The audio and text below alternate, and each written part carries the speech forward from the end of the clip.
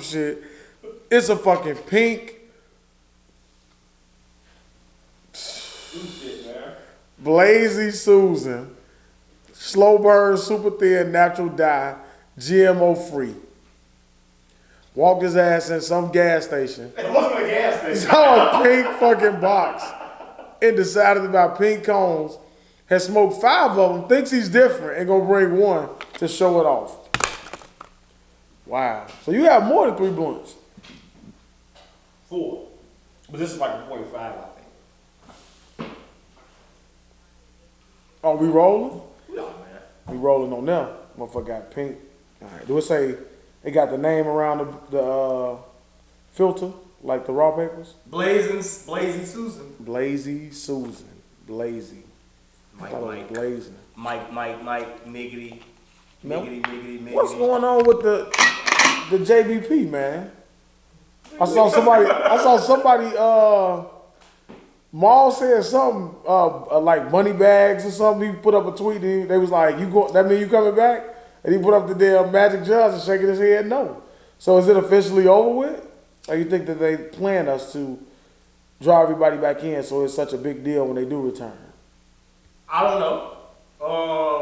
At one point, I did hear him say, hopefully the guys will be back this weekend. He said that on the last podcast. He did say he been with Rory all week. Not Maul. Not him and Maul friendship is like you and Hooli, me and Nico, me Jose, me and you is like I don't have to talk to you to work things out. That's one conversation in person. Like that's it. I remember Nico pissed me off one time and left me out drunk somewhere and went around and it was a long time ago. He's married now. We went around talking to some women.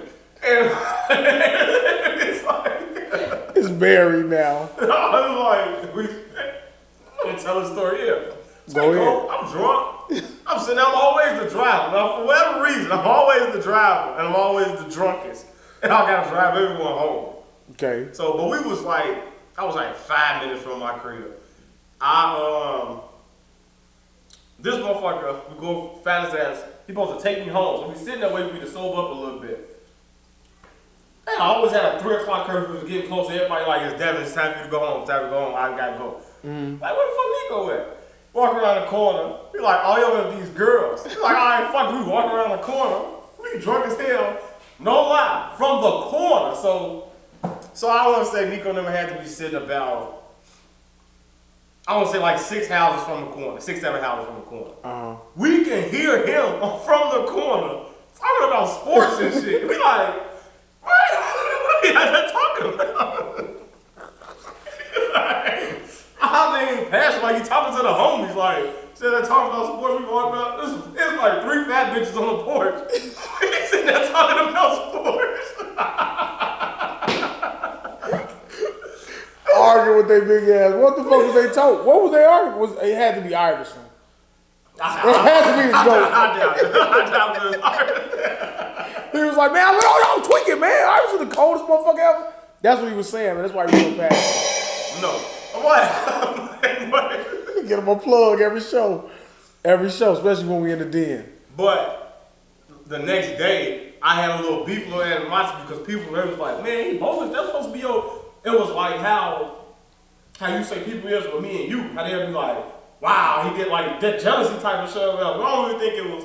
I don't know. We were like 17 or whatever. It was like that's supposed to be your boy. You know what I'm saying? He left you over there. He petty. He supposed to be. I'm like, shut the fuck up. up. He was bogus as hell. Man, I'm like, fuck that nigga, man. Bitch ass nigga over there talking about sports and fat bitches and shit, man. Talking to this nigga, man. Fuck him.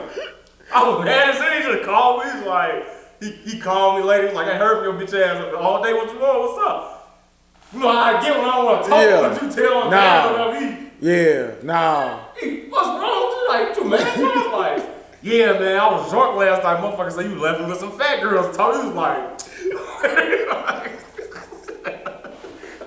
nigga always call me sensitive emotional. This nigga is really fucking sensitive. You don't hurt my feelings. Well, I'll be like, nah, yeah. Then when he talk, I'm just saying, fam. He start calling you fam, he mad. I'm like, oh, no, fam, all right. Damn, I'm saying real slow. You're like, oh, okay, he mad at motherfucker. I must have did something. But go ahead. When you finally, what happened? No, I'm just watching, just talking. He was like, man, get off that shit, you know what I'm saying? You know, I get when I'm drunk, I was just shooting shit, they wasn't fat. He didn't know they was fat. We both was drunk. He was like, they was fat, but I thought they was decent. I was like, nah, it was a little big, man. But why were you talking about the NBA? That's what I wanted to get to know. He was like, his reason was, well, maybe since they was fat, I knew I wasn't going to hit. So I was just over there just shooting shit. He the king of. Why is that the topic? I don't know, man.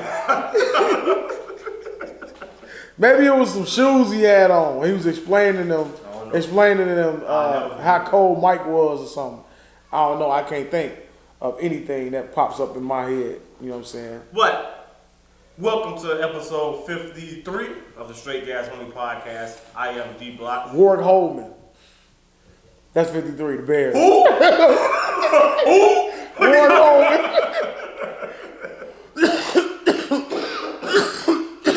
God damn. Oh, shit. Holman. Go ahead, episode. Susie. Shit. Well, her name is Susie and Gucci thinking I love her. God damn. All right, go ahead. Episode gas. 53. It's gas, man. 53, Straight Gas Only podcast. Double D to the right. Daeo, the truth teller, to my left. What you smoking today, Daeo? I am smoking a little bit of cereal milk mixed with What you gonna get rid of the cereal milk, man? I love it. I just keep sprinkling it in, man. It's a perfect blend with anything. There's a perfect blend with anything. I mixed it with that the GG4 shit, and then I got another one with. Damn, I keep forgetting what that is. I still got some of that jet fuel gelato. Gelato? Yeah, I got the jet fuel gelato. I got the black cherry gelato, and then I got that's in the backwood. The black cherry. Where you get that from? That's that one nugget when I had bought that Trey 5. Come on, man, I had that Trey 5. Black cherry? We smoked it in the paper when I came what the fuck with Show EJ. We smoked some. I had it since then. You ain't tell me about it. Yes, I did. We smoked out of paper. I said this that You black. just talking about the shake on that episode. You never told what you know, for the past couple of episodes, you haven't been coming in here letting me know what it is that you are inhaling in your blunts over there, guy. Making me to think that, maybe it's just the same old thing, but what have you smoked your past 3 shows, man? Can you remember? LA Kush. I told you the last episode. The last episode, I said the past 3. So let's say it's the last one. Before that one, that's the one that we was at your home, right?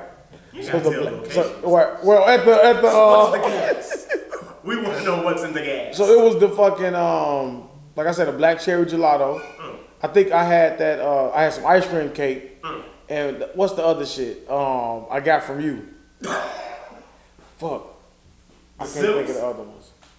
Nah, the Zittles is what's in here. I'm mixing that up with the GG4, Gorilla Glue 4. So I don't know. I can't remember what the fuck the other one was. Okay. But I always do 3 different strands unless I'm short. Don't try to call me out like that, man.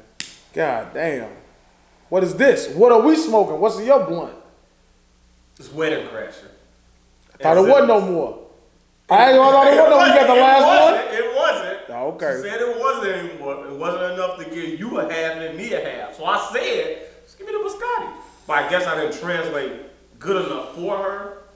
So she just gave me a half of biscotti and a half of the Wedding Crasher. I was like, all right, fuck it. I was just like, man, he didn't. I asked for it first.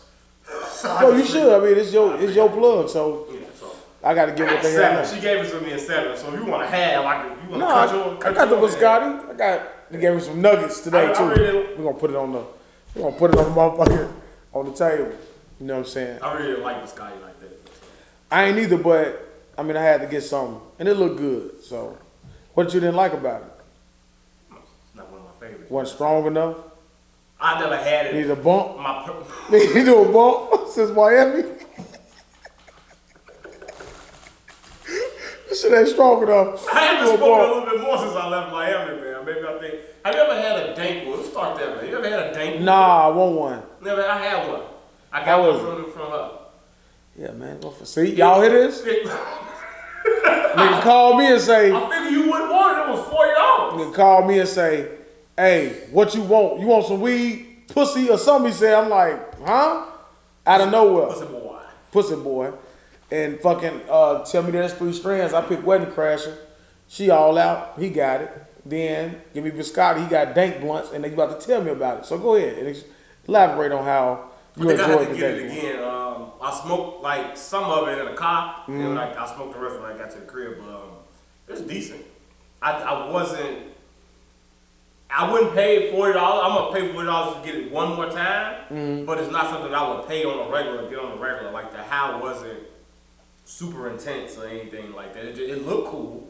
Like the blunt itself, actually, it looks cool, but other than only motherfuckers with money is the ones. Well, let me rephrase that. If you spending $40 on one blunt per session, man, I need to do whatever the fuck you doing. And I think it's only like 2 grams in there or some shit like that. So it ain't. It's 2.5 or something like that. So it ain't really. And they shit, but like one of them with the shit all around it, yeah, right? It's like a glass thing, and then it's like a backwood paper, and they wrap it in there, and then they sprinkle a little. They call it keef, but that's just like the shit that be at the bottom of your motherfucking So grinder. I had one of those from the dude that was out here that we had. We used to get the bundles from. I'm gonna say it like that. The bundles. He had one of those little. He just had like a raw paper blunt with all the keef around there. We're like, yeah, that's like a dank blunt. You know what I'm saying? Let's try that and let me know how you like it. I'm like, what the fuck? He probably had some of that bundle weed in there with roll with the bundle shit on it. He's just giving it away for free, but it ain't really do shit special. Not for me. So it's decent. I took a picture of it. Take a picture of all my weed. Okay, we'll see.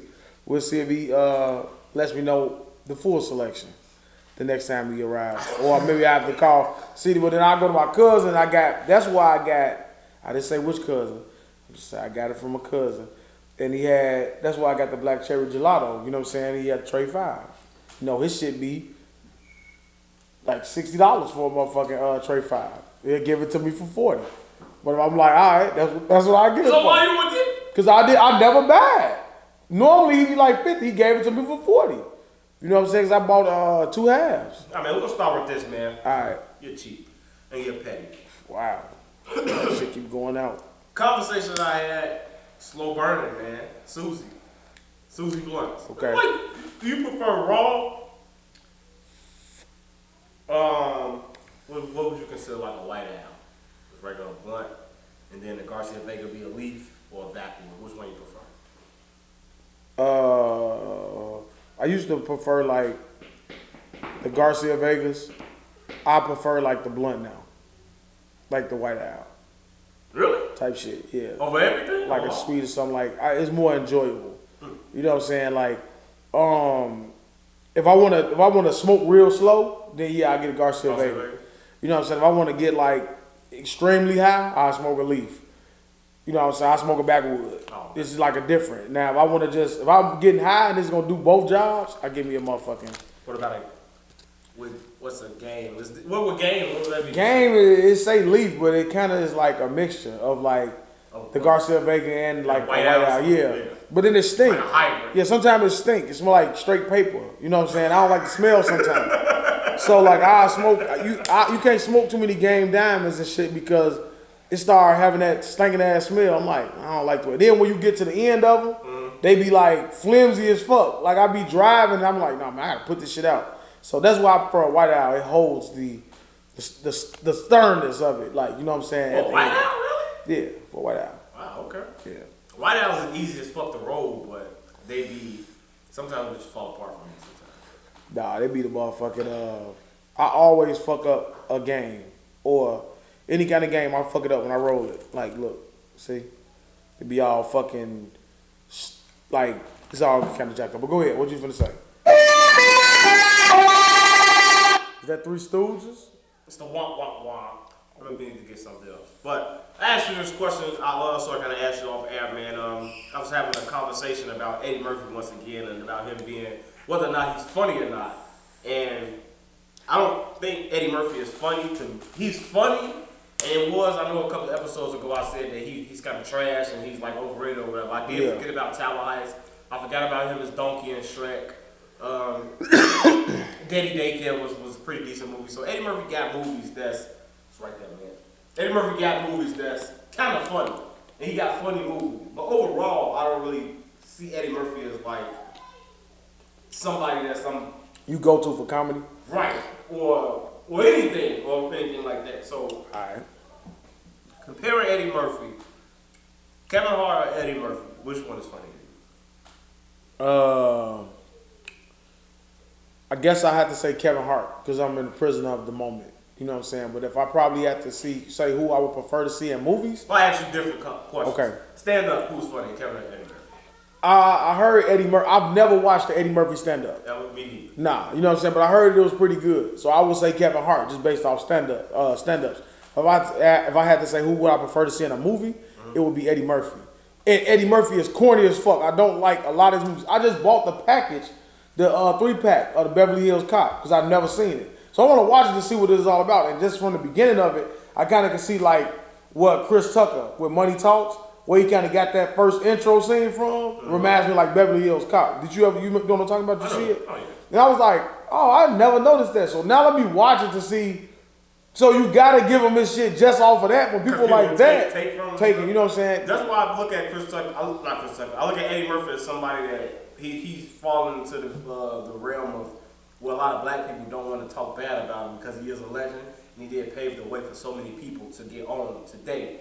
But there's other people that's legends like the Wayans brothers who don't get nearly as much credit. As they fucking corny though. Like they do it to themselves. Eddie Murphy is corny. No, not like them. How not? How many fucking bad Marlon Wayans movies you can put out, man? I'm talking about Marlon. No, we talking about the film. No, Marlon is gonna hold them. He fucking got them by the waist, not the leg, holding their ass back with some of the shit he put out, and just the over the top shit he do. You like, dude, that shit not even funny, man. Like you doing weird shit. That's Marlon. So I'm not giving you that for them. And if I had to say like even they TV show like. The Wayans brothers? Yeah, I'm not putting that above like. I'm not saying that. I'm talking about the Wayans as a family. Absolutely. As a whole, wow. they've done so much. Yeah. Like you get so many people from In Living Color and different things. At the They're powerhouse. But right, so Marlon is going. Marlon is good. No, man. Marlon is good in Scary Movie 1 and 2. After that, I don't know what happens to his career. Oh shit, son! All that shit. You like, dude, it's not funny. You're not funny. You're ignorant. That's what you are. You're fucking ignorant. And it's just like, stop fucking bending your legs. Stop showing me your flexibility. It's weird. I don't want to see it, Marlon. You're corny. Marlon is corny. Jamie Foxx borderline corny too, to me, with a lot of shit. Like you like kind of like a joke. What is that you showing me? Is that some comments? I don't know. Very weird. I'm just seeing this. Oh, that message. Yeah. Who the fuck was it? Oh, okay. All right. I don't know. Shit. It's a late night. Oh, it's about. Sorry, brother. Well, at least they checking on you because they know that's your boy. You know what I'm saying? They checking in. I would hope that they would do that for me with Iverson or Wayne. You know what I'm saying? Like, I'll be traumatized. But back to so you would put no Kevin Hart movie you think is funny than Eddie Murphy? Because I had this debate of life. So Eddie Murphy's pinnacle to some people would be funniest, Harlem Nights, and Life. And I'm not giving Kevin Hart anything. Jumanji is like not Get Hard, not Think Like a Man, not Soul Plane. None of them is better than Harlem Nights and Life. I'm talking about Kevin Hart's performance. I'm talking the movie. Performance, the movie, whatever you want to to call it's not fucking with them two. But I give them Soul Plane. Well, if you want to talk about performance, I had this argument that and the Get Smart is not nothing. Get Hard, whatever the fuck it is. Get Hard. That was trash. With Will Ferrell? Nah. Come on, man. I don't even remember it. That's how I know it ain't really like. Right. Not the movie with The Rock. The movie with The Rock was better than that. Central Intelligence? Yeah, it's better than that. No, Will Ferrell funny as hell. Nah, man. I'm thinking about other guys. That's what's fucking hilarious for me. That's Steve Will Carell. Ferrell. That's Steve Carell, the other guys. No, that's not. Mark yeah, Wahlberg. Right. That's fucking Will Ferrell, man. That's Will Ferrell. So you said nothing Kevin Hart does. Nah. All right. Nah, not in those two movies. But it's stand up. I would give him stand up because I haven't seen any Eddie Murphy. You know what I'm saying? And he got some really good stand-up. You got to go towards the beginning, like a lot of memorable moments. We was talking about Superstar. I mean, you want to throw Martin in there? You want to throw any of those guys in there? I know Martin is funnier than the last one is. Well, I'll often ask you, Will, who do you consider as the star of life then? Since you said you singled out Kevin Hart's performance in these movies and not the movie as a whole. Yeah. So I had the argument of who do I consider the movie Life to be? Is it Martin's movie? Is it Eddie Murphy's movie? Or is it an ensemble cast that, because I told somebody that all of Eddie Murphy's movies that I've seen from, I want to say maybe like the 90s and forward, he's been in all ensemble shit. So how can I say that Eddie Murphy is the one that's bringing something to the table? Even Danny Daycare was like him, Owen Wilson, and like Anthony Anderson. But when I think about Life, Martin. if you ask me who comes to my mind first, I would say Martin and then Chris Rock. Ain't Chris Rock in there? No. See, we don't think about something else. I know it ain't motherfucking Eddie Murphy that pop up. Somebody who died. But I'm thinking about fucking the football movie. What the fuck, The Replacement? Yeah, I'm thinking about that movie and shit. How are you? That's right. What's going on, Susie? I just mashed the movies up. But Martin is who I think about when I think of Life. I don't think Eddie Murphy. But Chris Rock, yeah, that's what I'm thinking about. Chris Rock dying. I can't even remember Life, to be honest. I can't even remember Life, and I just rewatched it. You answered off the question, answer for the podcast. Is the Johnson Family Vacation, is the Johnson Family Vacation better than Life? And is Cedric the Entertainer on the same level as Eddie Murphy? No. He's funny as fuck. Is he funnier than Murphy? For me, for my preference, yes. For me. But if I had to just say overall, I wouldn't pick Sid over him. Just like if I would say like Life. I would say Life is a better movie. But if you asking me for me, what would I go to and watch? It's probably Johnson's Family Reunion because it's one of those movies that, like, Life is a good movie. Mm-hmm. I'm not going to it for comedy. It's a good movie that happens to have comedy. Right. Johnson's Family Reunion is like a movie that's centered around comedy, but then it has that like relatable shit to it, like being with your family type shit, and then having a obstacle course. It's something that I would probably go to before Life. I'll say that. So for me, I would take Johnson's Family Reunion as a comedy, and as a better overall movie. That's Life.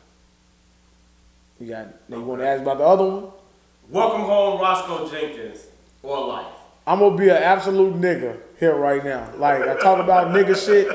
Roscoe Jenkins is fucking washing Life. It washes it. Life, once again, great movie. Not going to it for comedy. Comedy, I'm going absolutely to Roscoe Jenkins. That's more funnier, hands down. I could watch that like all the time. That's better. It's one of my favorite like black comedy movies. Welcome Home, Roscoe. Yeah, it's a few of them. It's only a few. Right. But that's one of them. I agree. I just feel like it's not to take anything from any of these, like Eddie Murphy or anybody like that, or Life as a whole. But I do feel like there's a lot of things that's come out it surpassed it. You know what I'm saying? It surpassed the type of comedy style that Eddie Murphy was doing back in the day. It's not even being done anymore. You know what I'm saying? It's like it's evolved past that. So how can you say that this shit is still the fucking pinnacle? You know what I'm saying? It's not. It's like saying, it ain't the pinnacle. That's like watching some shit. It's like watching a Jackie Chan movie back in the day and saying, yeah, Rumble in the Bronx is, even though Rumble in the Bronx, I like action is like, I'm like the action, like, yeah. But whose fighting style is better? Would you prefer a Jackie Chan movie or a Jason Statham movie? I mean, I seen Jackie Chan whip people's ass in the arcade, but I've never seen Jackie Chan fight on some oil like Jason Statham did in Transformer with, and put bike pedals on his feet and fucking skip around and whoop ass. Like, if you said who do I want to see like kick ass, I want to see Jason Statham. Over Jackie Chan? Yeah, absolutely. But if you want to say like who I want, like Jackie Chan do so much raw shit. He do his own stunt. Like you like you watch it for that. But I'm taking Jason Statham though, because he cold. Like he got a movie coming out. Every time he drop a movie, I look forward to it. You know what I'm saying? You know it's the same plot. You know what you're getting from it. So you want to see him beat motherfuckers' ass. Jet Li or Jason Statham? Jason Statham. I agree. He's elevated. He's moved past it. Like the shit that he's doing, the things that he does in his movies, his action shit, is just moved. It's surpassed it. You know what I'm saying? Not to say that Jackie Chan used to do shit like fucking jump through a car window and jump out the other side in one take. So not to take. I was watching a nigga jump over. They were showing all his stunts of him climbing walls. Yeah. He just running and jumping 1 foot. I'm like, that shit. Jackie Chan did parkour and all that shit before parkour. So he's great, he's a legend. But everything has, you know, people get better. Somebody's always gonna come in and outdo everybody. Like LeBron came in and outdid Michael Jordan. Okay. Oh, we're gonna start the show out with, man. I don't know which blunt we're gonna start out with. I'm gonna do the any, many, money. Smirkio, Stash Box. Did you hear it? I sent it to you? Yeah, I heard it. Is that the one where he? Nah, I ain't hear Stash Box. I heard Up the Scope. Of course. That one. Yeah, I heard that one. I heard that one. I thought we was going with that one. What do you think about that? And I saw Lil Baby when he wrote like, "What has gotten into you?" We put that shit in the comments. I'm like, hey, you know what I'm saying? Like, they still got to get that get back. I'm gonna keep saying it, but. Like, the motherfucker got the spirit of Vaughn, and when they diss the ops, you just gotta just keep dissing. They say, I don't care if you're a fan, I don't listen to them. Well, listen to that nigga, that motherfucker said, when the ops down, we say yes. I was like, we text their ass yes. Then somebody text you yes. You be like, bitch ass nigga, man. You know what I'm saying? Yeah, man, we don't care if you're a fan. Though you better not hit like on it. You know what he say? Don't hit like on that picture. We don't care if you're a fan. We gonna think you with him, you know what I'm saying? Like, Durk cold, man. Yeah, killing it. Durk cold. So you ain't hit Stash Box. He got off on Stash Box too. I think other rappers, man. I want to hit them. Let's fast forward through, man. I'm fast forward through. I try to listen to it, but it's even the dude the Up the Scope. I'm like, I ain't give it a chance. I'm saying it's bad. But hey, maybe it's not for me. I'm gonna say it's bad. It's not for me. But 2 new freestyles from Durk. Top notch, man. Top notch. Yeah, I'm fucking with it. I'm gonna listen to Stash. Are you looking forward to 4TF, whatever? Yes. Are you looking forward to I am. The mixtape and everything that's coming out with those guys? I am, and I hope it does everything that it needs to do.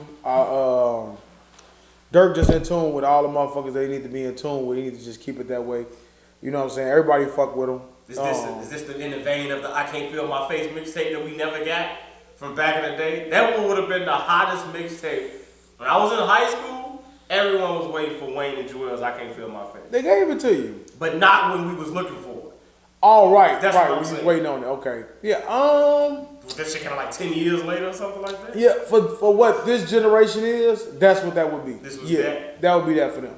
I would say. What do you think is going to be the outcome of this mixtape? Who do you think is going to be reign supreme, better rapper? If you give each person get the same amount of time, same amount of bars, same amount of songs. It depends what you're looking for. Like if you just want to hear Durk say, Durk ain't really saying no punch, like no real raw shit. He just saying some. It's the way he putting the shit in what he's saying. It's just gangster shit. Mm-hmm. Lil Baby be saying shit. You know what I'm saying? Like people hate his, like Hooli hate his voice. Hooli hate to hear Lil Baby rap, period. But like I'm saying, got that shit with Drake. He bodied that shit. I be like, I remember wham. I'm a baby. I'm Lil Baby, but I'm like, now this nigga be rapping. I'm like, I think if you going like lyrically, Lil Baby might be a little better, but for what I'm looking for, Durk ass gonna rap. I know it's not gonna be a song. He take off. Like when Durk was talking about putting out the mixtape with A Boogie, I can wait on that shit. Cause it's gonna be a lot of fucking singing on that shit. I don't want to hear that shit. You know what I'm saying? Nah, that supposed to been out. You know what I'm saying? Like Durk be getting in tune with motherfuckers and then it just fade. You be like, so you don't think?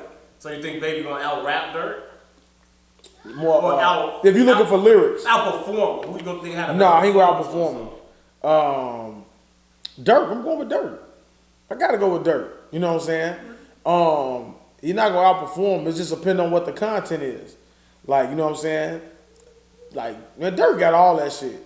Like, they just talking some, whatever they talking, Durk talking, and then Durk talk that shit with the women. You know what I'm saying? Yeah, man, I think hopefully it's not like some shit like with him and Reese. Give you 4 songs and shit and be like, yeah, go to mixtape. Nah, give me some shit like with T Grizzly. You know what I'm saying? Like that Blooders shit? Yeah, I fuck with Blooders. I still got a couple of songs I listen to all Blooders, but yeah, I'm looking forward to it. And I'm looking forward to that. On that too. Even listen to what you'll see. Like, I always listen to that shit. I'm like, shit cold. I'm even looking forward to, the 3-headed goat. You know what I'm saying? Hopefully that really comes out. What's that? You know what I'm saying? The Young Money Dream Team. We'll see. But I would say I'm looking more forward to Durk and Baby than I am that. Did you hear Wayne on that Cowboy song yet? Okay. You still ain't heard it. I'm not. I don't give a fuck. You got hear Wayne? Is it the one with the gold front song? Or Nah. That ain't it? Nah. Is it Cowboy featuring I don't know. Wayne? I seen gold fronts. Nah, I'm gonna make sure I play it for you later. Okay. You gotta see, like, I don't wanna play it because you're gonna undersell it when you hear it if I'm around. You gotta hear it by yourself, so you be like, I know you be in your phone, I'm like, okay, Wayne, you jumping up and shit, getting excited because no? Okay, all right. But I'm telling you, like, that shit decent. And Cowboy kind of got off on that shit too. I ain't know he can rap. He can rap. You know what I'm saying? But I think Durk. I'm going with Durk. Well, I'm looking forward to it. What about you, man? Who you got? I'm going Durk all the way. I think lyrically, I don't know, because you may have a situation where Durk tries to rap up to Baby's level, and Lil Baby trying to rap, quote unquote, down to Durk level. And if that happens, like how they say Jay-Z and Kanye, like I never listened to the Watch the Throne album, but everybody say, nah, Kanye was getting Jay-Z ass on the album. It wasn't what you would think. Like Jay-Z just going watching every single Kanye song. disqualified because Jay-Z probably was writing his shit. Yeah, I don't know. That's what I'm saying. I don't care about that. I'm just saying. Even if it wasn't Jay-Z, what if it was Sci-Hi, whoever the fuck was writing this shit? That's what I'm just saying. Like it's not Jay-Z and Nas. So I'm going every song I'm going in there trying to give you my best. It's like, okay, it's just Kanye. I don't know what he's gonna say. I can just drop it down a little bit. So if that happens, where you look at Durk and you like, he may be not on my level lyrically or whatever, I think Lil Baby will have a hard night. Yeah, he is. Durk gonna kill that shit. They ain't got no release date for it yet, right? I just saw them put the shit up there. He keep talking about it. Hopefully they just drop it. Yeah, every song. Durk take all day to release some shit. Every song that's out is like featuring Durk. Every big song out, every hot song out has got Durk on there. He's attached in some sort of way. Pooh Shiesty shit, he's on there. Fredo Bang shit, he's on there. Drake shit, he's on there.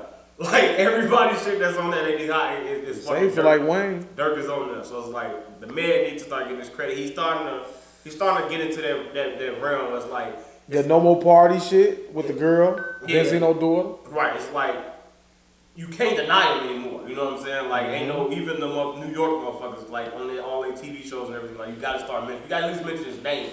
You can't just push that shit away as like that Chicago shit no more. Like nah, he done made that impact. And yeah, I'm looking forward to it, man. Yeah, man. I'm always looking forward to some Durk.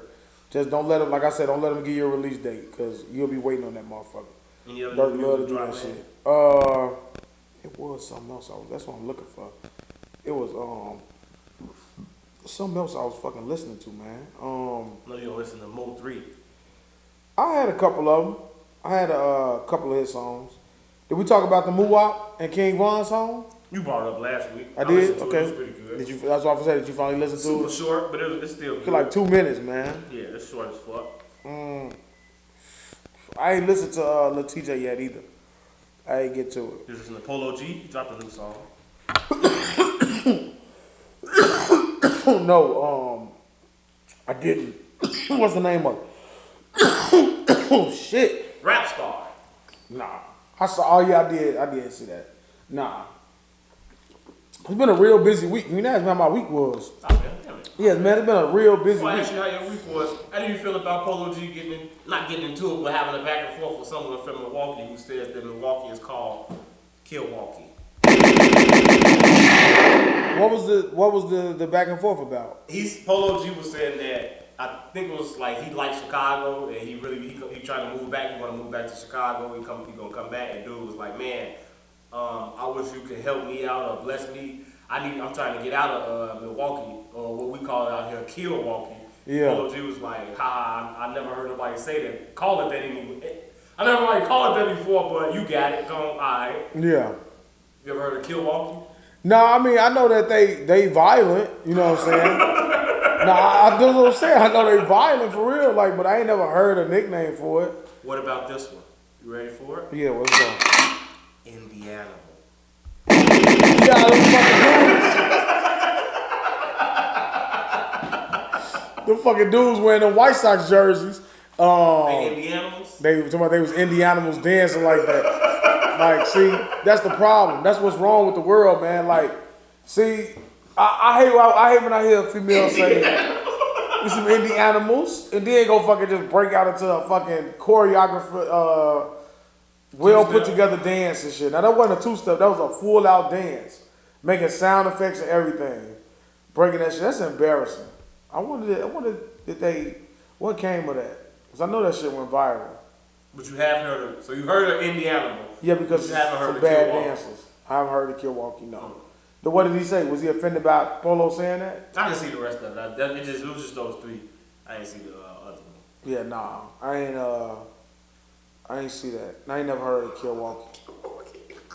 Milwaukee. Somebody said in the comment, it was like, well, you do know about Chicago, motherfuckers move to Milwaukee.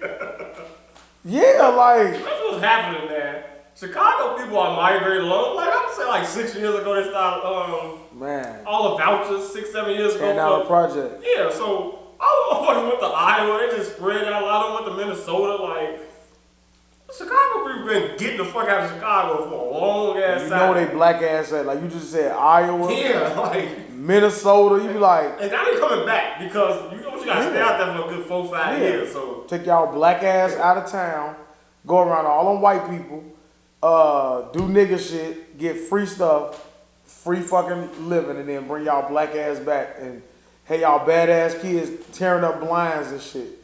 That's how you know a motherfucker that got Section 8. They blinds is always fucked up. I just said it. Y'all motherfuckers need to get some control inside those households. Y'all ain't working because you're on Section 8. So you got nothing but fucking time to fucking police your badass kids. Don't let them test shit up. I hate when I was renting and when I'm looking for a home, you go in these places and these blinds shit all tore up. I hate it. Nigga kids. That's what I like to call them. You know what I'm saying? Oh, come on! I'm just telling the truth. Come on! I just looped again. Who got the best name? Like, Chirac, okay. Milwaukee, Indiana, Pennsylvania. What else? I don't know, man. Ask you. Chirac. Think that's the best one? Yeah, you got motherfuckers from all out of town trying to put rack on their shit. Like, yeah, then that rack. Okay, all right, y'all got killers too, but y'all motherfuckers love Chicago. Y'all motherfuckers like, remember when they came out with that shit, Chirac? Can you go all the way back to 2012 and remember when they first started saying that? How that shit was just like, you ain't heard it and motherfuckers just out of town just like, I'm telling you, I remember going to Vegas and you would say Chicago and they'd be more excited to say Chirac before. You wouldn't even say, yeah, I'm from Chirac. Song came out, Yeah, you know what I'm saying? They was Chirac. And then he put that badass movie out. And, shit. I think it's the anniversary of that song just came up too, like 7 years or some shit like that. Yeah, it's all good. Nah, man, I'll go over Chirac. Over all that shit. Any new music, man? Other than that? That's all the music you got? I think that's it for the music. That might be. Oh, how's your week been, man? I skipped over your week. How's your week? How's Dayo's week been? My week has been stress-filled. I'm just going to say that. Because since we've already skipped over it, we're going to just leave it as skip. It was stress-filled. It's teaching me, since the last episode and going to the last episode, I feel like I've reached a point where I'm like, I got to figure out, like, hey, and this should have happened a long time ago, I know. Fuck y'all. Don't judge me. And if you are, fuck you. But I should have came into this crossroad where I'm just like, what are you doing with yourself? What do you want to do? You know what I'm saying? And intervention on the podcast, man? No, I'm not going to go too deep into it. But that's just kind of... What will Daeo do with his life? Sing.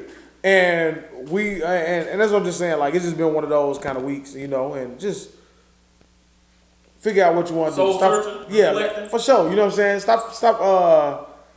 Don't feel sorry for yourself because ain't nobody else going to feel sorry for your ass. You know what I'm saying? Figure out what you want to do. Even like, And I want to say this, man. Like, I never really thought about it. I always used to wonder how people would get older and then convert to a Muslim or How Christian. did I know you were gonna say Muslim first?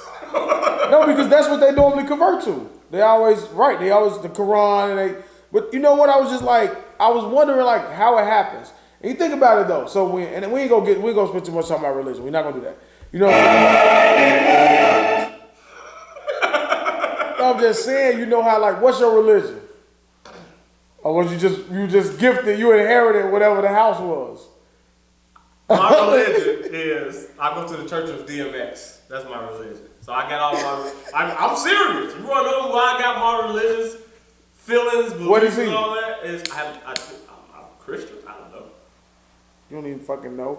You got all your religion from somewhere you don't even know what the fuck they pray. I would assume he's a Christian. What if he's a Muslim? He says God. So, but he also says Allah. So if you're a Muslim, you don't say God. You say Allah. He say Allah? He says both. Like so maybe he's Muslim and Allah is his God. He'll say it in a rap. That's what I'm saying. Like Jadakiss will say Allah. Busta Rhymes say Allah sometimes. But they also say God. They also say love. Lord and stuff like that. I don't know, man. So it's like both. That's what I'm saying. Well, I'm saying like, if you have to ask, I think he's Christian. But if somebody asked you, what would you say you are? I would say I believe in a higher power. But I would not say that I'm religious because I've never studied it, and I don't know what's the difference between all of them. I don't know, y'all all like Buddhists, all that. Like I don't know what's the difference between the religions. Like y'all all worship a God. It's just like from what I hear from the outside looking in. Sometimes it's like it's just you just call them by a different name. It's the same person.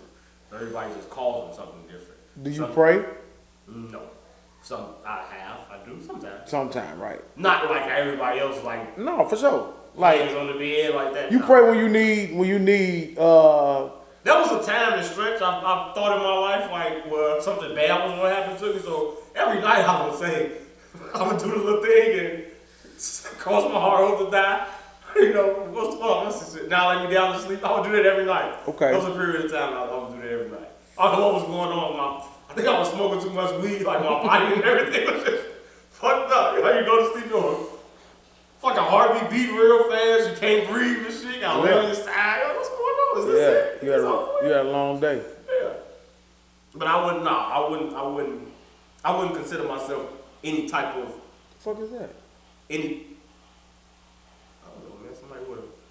Dragging a shovel? The Home Alone guy outside? I wouldn't consider myself like any one religion or anything like that. But I will say I believe in like it's something. There's something out there controlling something and things that you do. Like there's reasons why if you fall asleep behind the wheel of a car, you won't hit something. Or, you wake up or you looking down at your phone and just look up. It's karma is something in the world. I feel like that's controlling and making you do certain shit. Yeah, man. That's why I asked that. Would you do you ever think you would get into religion and things like that? Just feel like you being battle tested, No? Never thought of it? If I live long enough, maybe like 50, 60, I feel like I would. You gonna wait till you about on your deathbed and then try to not on my deathbed, but just to where it probably won't. I don't think. Nigga at 60, you waking up every day and you thanking God. So that's what you doing. So that's what I'm saying. So you gonna wait until you get ready to say, you know what? Any day I could just have a pain in the chest, and there's more than a pain in the chest. Honestly, this is what I plan on doing if I live to 60. I am going to start to research like death and things of that nature to get myself prepared for it. So I'm gonna research like a lot of people who've had near-death experiences, who've died and come back to life. Like I'm gonna delve deep into that side, and religion will probably be involved in it just to see what it's like and prepare myself mentally for the afterlife, or the next step or whatever. I'll probably do it then, but right now I don't feel like that'll be something I get into because I just look at it as sort of like fraudulent, like because like I said, it's one religion and it just splits off to a whole bunch of different things. Like they literally be fighting each other, killing each other. Like they take it super serious. So, and I don't have the time to. If I want to get into it, I really want to get into it and really see like not just what Americans believe, like people that's in other countries and stuff like that, because they take it more serious, I feel like, than Americans. I feel like Americans use religion as like war tools and shit like that, and to cause hate and division and all that. So I really wouldn't want to learn religion from like an American perspective. Because I just think it's full of shit. Like a lot of things in America is full of shit. So I want to go outside of America and really learn what that shit is. And then maybe you find the Quran and become Muslim. I mean, I'm in. Okay, we'll see. You think about it. You like, I always used to say stupid shit like, me and Julio used to say stupid shit like, all we gotta do is make it to 40. When you get to 40, I live my life, so I could just die. You know what I'm saying? Like, idiot. You know what I'm saying? Yeah, the time's ticking. Couple of years, huh? You know what I'm saying? Time is ticking, nigga. You just had a son. Damn, what the fuck you talking about? You told me at 22, I was like, nigga, no, what the fuck? Because that's the way that we grew up in the environment you was in. You just like, it's fucked up. And we weren't even like out there like that. But it's just that is your mindset. Then the older you get, you like, wow, I used to say a lot of really dumb shit. You know what I'm saying? And then you do find yourself praying when you, I don't want to say when it's convenient for you, but it is when it's convenient for you.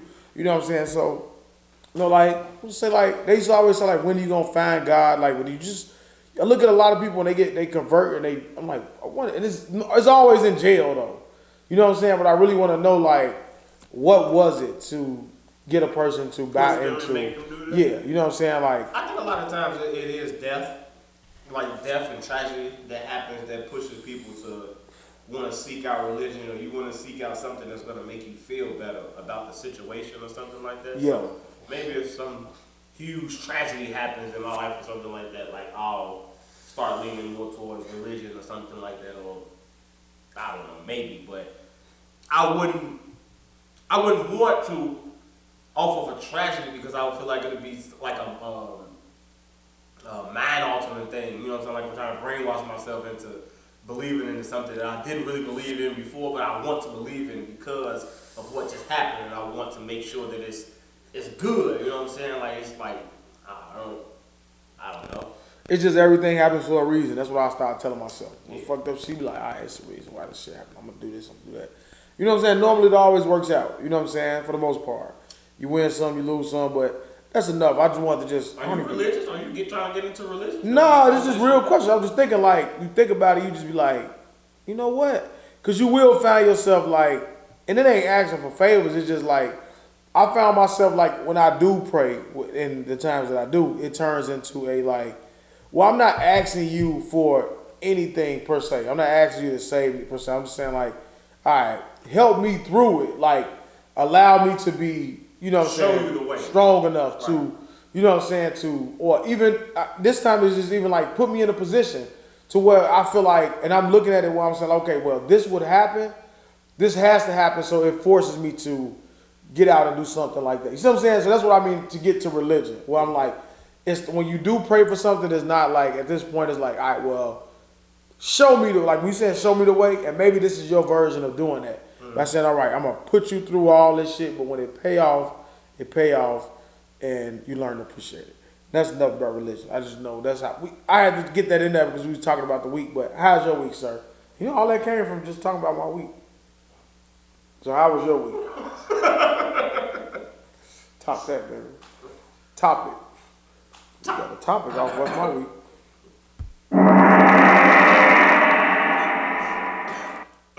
Slip and slide, take it to the house. That's what you. That's one of my favorite songs, man. Take it to the house. Favorite song, favorite videos. Do you need a light? I don't, man. I think it's still lit. Oh, okay. All right, take it to the house. All right. Well, how's your week? Don't try to get off the subject. Is that custom made? Custom made from Amazon. It sure the fuck is. Okay. It's like my hoodie swag, man. I be killing you, man. I be killing you. And the draws came, America. Homies, the draws are here. I have them at my home, and I have a fucking, what do you just call those people? A hot beat biter, ain't that what you call it? That's what you are. Yeah. This guy bit my style, man, went and found the same trousers that I got, and pause. I don't know if I'm supposed to say that. What? But do you tell them what kind they were? What kind of underwear they were? Yeah, what kind of were they? Young Money, man. Young Money underwear. I love the colors of them. Yellow and Green from Rawlins Hill. Not a fan of Young Money though. Why you didn't go find Rough Riders? They didn't have any, did they? Exactly. There probably be some out now. Yeah, you gonna get them now. Definitely some out now. That's a bad take. We'll go into my week. My week has been filled with just a lot of emotion. Yeah, just looking at everything that's coming out and looking at everything with DMX. Unfortunately, he did pass away today. A lot of people that know me know DMX is my favorite rapper. I listen to him every day. Listen to him a lot. A lot of his music like helped me through a lot of situations in life and a lot of like everything. Like he got a song for any type of situation that you think you can be going through. Like literally anything. Like he got like prayers, all type of shit. So it's just been tough. Like when you see that, and it's like damn. Like the way, I don't say like the way that he went out, like, cause to me, like from going back listening to his music, he actually had in one of his songs that he said that this was like gonna happen. You know, you can pass the blunt. This is your session. What that? Oh, okay, I was gonna say yeah, this is your session. That he said like this was gonna happen or whatever. So it's like, it just, I don't know if you could really feel. So listening to certain rappers, like you think they like foresee that they deaf or whatever. It's like every single time I listen to Vaughn, he literally speaks out how he died. Speaks out how he was slipping, lacking, no weapon, fighting, all that. Like a lot of his verses and songs that he putting out now is like portraying the way that he died or whatever. So just listening to DMX a lot and like seeing, I don't say like fake love, but seeing the love and everything that he's getting. And I seen Funk Flex say like, man, if y'all was to help him and Master Peoples, like y'all could have helped him along the way. And y'all could have did this and did that, but I mean, from being a true fan of DMX, like I truly don't think this is okay. He's okay with it. You know like what the fuck could they have done? Yeah, it's like he's. Everybody knows how. If you're a real true fan of him, you know how he ended up on drugs and everything like that. And he's been fighting along every step of the way of his life, and you know it's unfortunate and sad that it ended this way. My biggest thing that I take away from with DMX passing is like, it just sucks that you don't see him, because all his music, he always talk about he want to be a pastor.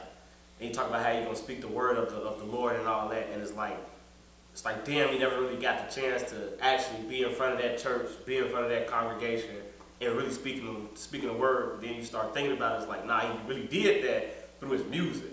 You know what I'm saying? Like, he was like the hip-hop pastor. You know what I'm saying? Like, he brought God and all that into music. Like I said, I know about religion and I know how to speak to God. I know how to deal with emotions and deal with a lot of different things and situations from listening to his music repeatedly, over and over, from watching him, following his life and seeing how he move and, you know what I'm saying, seeing how he carry himself and all that. Like, so he brought religion and all that to it. So in a way, he was a pastor, he was a preacher. Everybody got his words spread it out over 8 CDs and everything. So, I mean, I've been putting up a lot of his music on Instagram, a lot of my favorite songs. I've been trying to think, like, what's my favorite DMX song? And I couldn't really pinpoint, like, my favorite. Right or Wrong, off the Cradle to the Grave soundtrack, is definitely, like, top 5 song. What the fuck? It ain't none of the, like, Rough Riders anthem or none of that. Like, that's one of my... I put like top 10, but it'd be like the album cut songs and shit, like Look Through My Eyes, Let Me Fly, I Can Feel It, like shit like that. Those would be like some of my top songs from him. And The Omen too, with Marilyn Manson, like shit like that. Like there's got a lot of different songs that just brings out a lot of different emotions in you, and it just sucks that he had to pass away. He got a new album coming out that he's supposed to be coming out. Right, they never with the Wayne, the song Wayne. Yeah, it's like. This to me was like how D Wade and Durk was able to do their last victory lap of the NBA. Everybody was showing their flowers. I feel like this was finna be, that's what he was finna do. Like he just did that Drink Champs interview. I feel like this was him finna go on tour, like everything, like COVID and the world opening back up. I feel like he was finna do new shit, and just fucked up that this had to happen. And yeah, man, it's hard looking at Instagram and you seeing everybody post certain shit, and it's like, from being a fan of him, it's like seeing Gabrielle Union post what she posts, like, that's what fucked me up. Seeing his goddaughter that was his daughter in Cradle to the Grave, it's like, shit like that, like seeing that type of shit, like Eve is like that, like the shit Nas put up, Swiss is like all this is like The real shit. It's like when you start thinking about like he did Belly with Nas, like, and every time I don't give a fuck what I've ever seen DMX in an interview or anything like that, you always see it's like genuine. In any movie, like you feel like he really fuck with these people. Like I felt like him and Gabrielle Union was really cool. Him and Anthony Anderson did like 2 movies, 3 movies together, like back to back to back. Like you can't get away from this nigga. You know what I'm saying? It's like everybody's like when you get around him, you just can't not love him, can't not fuck with him. And I'm just happy that that the narrative about him has changed. 15 years ago, it was all about barking and him being on drugs, but now he got his respect.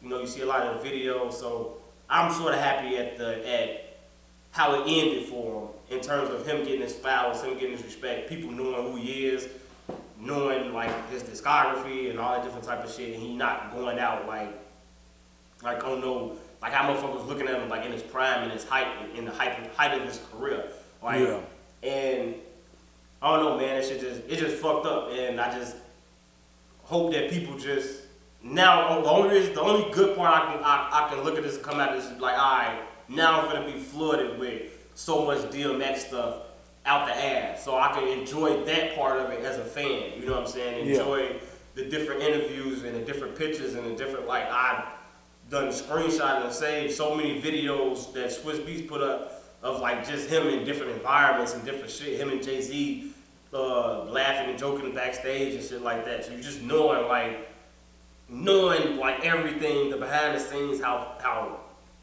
motherfuckers into it with Jay-Z and now they cool. Like like Ja Rule and Irv Gotti, like all those people. Like, so I just watched the Rough Riders documentary. It was like a big DMX love fest. You know what I'm saying? Like just showing how integral and instrumental he was into hip hop and everything, and a lot of people's life and shit. So it's just, that's what I'm happy about. That I'm just finna just get flooded with nothing but DMX shit from every angle, and I'm just gonna soak it all up. And it's just sad. It's real fucked up, but yeah, that's been my week. Just dealing with that, just looking at that, and not really wanting to think about it or really try to process it or nothing like that. It's like, I don't really know him, but you feel like you know him. You listen to him every day. He really literally taught you grow up. Like, I done bought 4 DMX CDs. Like, I got every fucking DMX CD.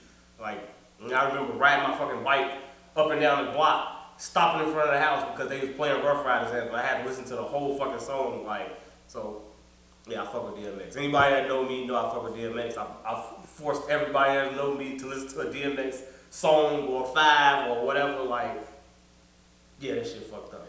What do you know initially what happened? I know how he died, but did they get a report like it's like an overdose and a heart attack? Damn, that's fucked up. Yeah. That's fucked up, man. You know what I'm saying? I saw it yesterday. I got online and I started seeing like everybody was saying, yeah, I need to take A15.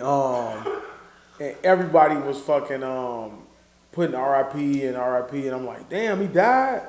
I know they kept saying that it was kind of like inevitable. You wanted to just see like a miraculous change, you know what I'm saying? But you kind of could see the writing on the wall. And I think he could have made it if his organs and everything started failing and shit. They say he got COVID and shit too, didn't he? Yeah, it's like, yeah, man, that shit fucked up. You know what I'm saying? But he, when I finally saw the RIP, I was just like, damn, I was scrolling up the timeline. That's all you kept seeing. And now I keep seeing other rappers that want to show how they was fucking with him before he died and want to show that, oh, all this love is fake. They posting this and doing this. All that shit is, man. Okay, you was cool. You was a fan. You can't tell a motherfucker what they can do for another grown person. You know what I'm saying? You know, like us, you could try to tell me something. My mind made up. I hear you. I'll try to alter my plan that my mind is telling me to do. But ultimately, I'm still going to go with my first mind. You know what I'm saying? And it's just unfortunate what happened to DMX. I was looking for the song. Looking forward to the song with him and Wayne so we can come in and have that debate about Dblock. That's Canadian. About who had the better verse. Yeah. You know, and this ain't none of that shit gonna feel the same. Like none of the music, nothing. Like it's just. Did you got to do a verses? Yeah, that's what I'm saying. Like, he got to do everything now, so it's like all of it's there. Everybody's seeing it. It's just fucked up, man. It's fucked up. Yeah, man. What's your favorite DMX song? He told me it's Who We Be. No, it's actually the How's It Going Down. Who We Be. Party DMX Up. told me how to talk to women, man. He taught me a lot, man. People don't give a fuck what how people feel like everything. Taught me how to walk, of course my father taught me all of these things and everything. But in terms of who you can look at as that inspiration outside of a family member or a father figure, somebody that you like, in my mind, it's like, nah, I have to live my life like this because X lived his life like this. Like, just in case I meet him one day and he asks me a question, I have to be able to say, no, I've never done that. I've never been a bitch nigga. I've never done anything like underhanded or sneaky or none of that shit. Like, I tried, like, nah, no, X would do this shit. You know what I'm saying? Like, just his lyrics and everything like that, just playing in the back of my mind and shit like that. Like, the fuck, like, like his like, yeah, I just tried to pride myself just like a disciple of X, you know what I'm saying? Like, just move the way that he move. Like, I carry a knife because of Rough Riders carrying a knife. Like, there's a lot of shit that I do. A lot of my verbiage, language, like everything, like my demeanor and all that. Like, it just comes from just watching DMX's videos and just everything, you know what I'm saying? So it's just fun. I've seen every DMX movie, interview. I got the motherfuckers on DVD, like his TV show on fucking BET, like every fucking thing. Like, this shit fucked up. This shit sucked. Yeah, it is, man. I couldn't imagine. I'm not looking forward to it. For any of my favorites to experience that. And, you know, R.I.P. X. R.I.P. to the, one of the greatest to do it. Yeah, man. You know what I'm saying? Joe Budden was talking about in a podcast, like, do X. They said X got top 10 catalog of all time. And of course, I put him top 5. I know you couldn't. You loved it. Yeah, I know you loved to hear your two favorite rappers. Yeah, and the way he was defending, because a lot of people would say X fell off after his 4th album, a bunch of bullshit. He fell off after his 5th album, because Grand Champ was cold as fuck to me as a fan. They had a lot of cold songs on there. Give me one. With a Hood Editors on there, Get It On The Floor is on there. Okay. All right. You can stop. You stop. The 6th album was cold too. That's the one that was like transitioning. He knew it was over, but I listened to the whole thing. I don't know if they just did it, but iTunes didn't have DMX albums and stuff on there with the explicit version. I should only get the edited version, but now with the explicit version. So I got download all the albums on there with the explicit version and shit. And I like the 6th album, man. The 6th album is pretty good too. And he's the only rapper ever found #1 straight to the top. Almost 10,000 away from the 6th album, going straight to the top. I'm gonna have you send me some X songs. Yeah, you know what I'm saying? DMX is great, man. Man, I am high as a motherfucker. He's fucking great, man. R.I.P. X, man. Yeah, for sure. What else we got? TV, man. Get into something, man. We got a lot of TV shit. Man, I'm telling you, man. DMX, man. Shout out DMX, man. I'm fucking high as hell, man. Well, you're very high. You know what you should watch when you're high? Did you see the new movie that came out on Netflix? I'm trying to keep them up. Y'all see this? We still got about 45 minutes. The new movie that came out on Netflix, Thunder Force. Did you see that? No, I'm really looking forward to it. I haven't saw it yet. That's why I'm late. That's why I was watching Thunder Force. I'm watching it tomorrow. When I was gonna watch it, I watched Falcon and Winter Soldier. But I thought that came out. I know it was saying coming this week. I didn't know it came out today until this morning, and I forgot about it. But I'm definitely gonna watch it first thing tomorrow. Now my brother always get mad at me because I always say things are a good movie or a great movie. Listen, man, Thunder Force. When you watch it, you're gonna want to not like it. You're gonna be like, that shit is corny. But the more you watch it, you're gonna be like, this is actually pretty good, man. I like her, man. She's funny. This is a good movie. I'm not gonna say, if you didn't see it and you want to see it. Yeah, don't fucking ruin it. Don't even hint nothing. I'm not gonna say nothing. I'm just gonna say It's a character on there. This motherfucker keep fucking scuttling off the screen every time. And I'm using the fucking word scuttle. So when you see the movie, I'm gonna watch that shit tomorrow, man. I want everybody to get drunk or high. I watch this motherfucker scuttle off. Just listen to what I'm saying. Scuttle off the fucking screen. And then you Google what scuttles. Don't do it right now. After you see the movie, you Google the word scuttle and what the fuck scuttles. Alright, I'm gonna look at that shit. Hilarious. It's a good movie. It's like a spoof. I was looking at it like it's a spoof of some superhero shit. But then it really wasn't a spoof. It was like, maybe it's just a movie. Maybe it's just what would happen if this shit happened. Don't say nothing. Stop. We're getting off of it. Yeah, man. And I'll just say this. It's based in Chicago. So it's just been a Chicago podcast and we love all Chicago.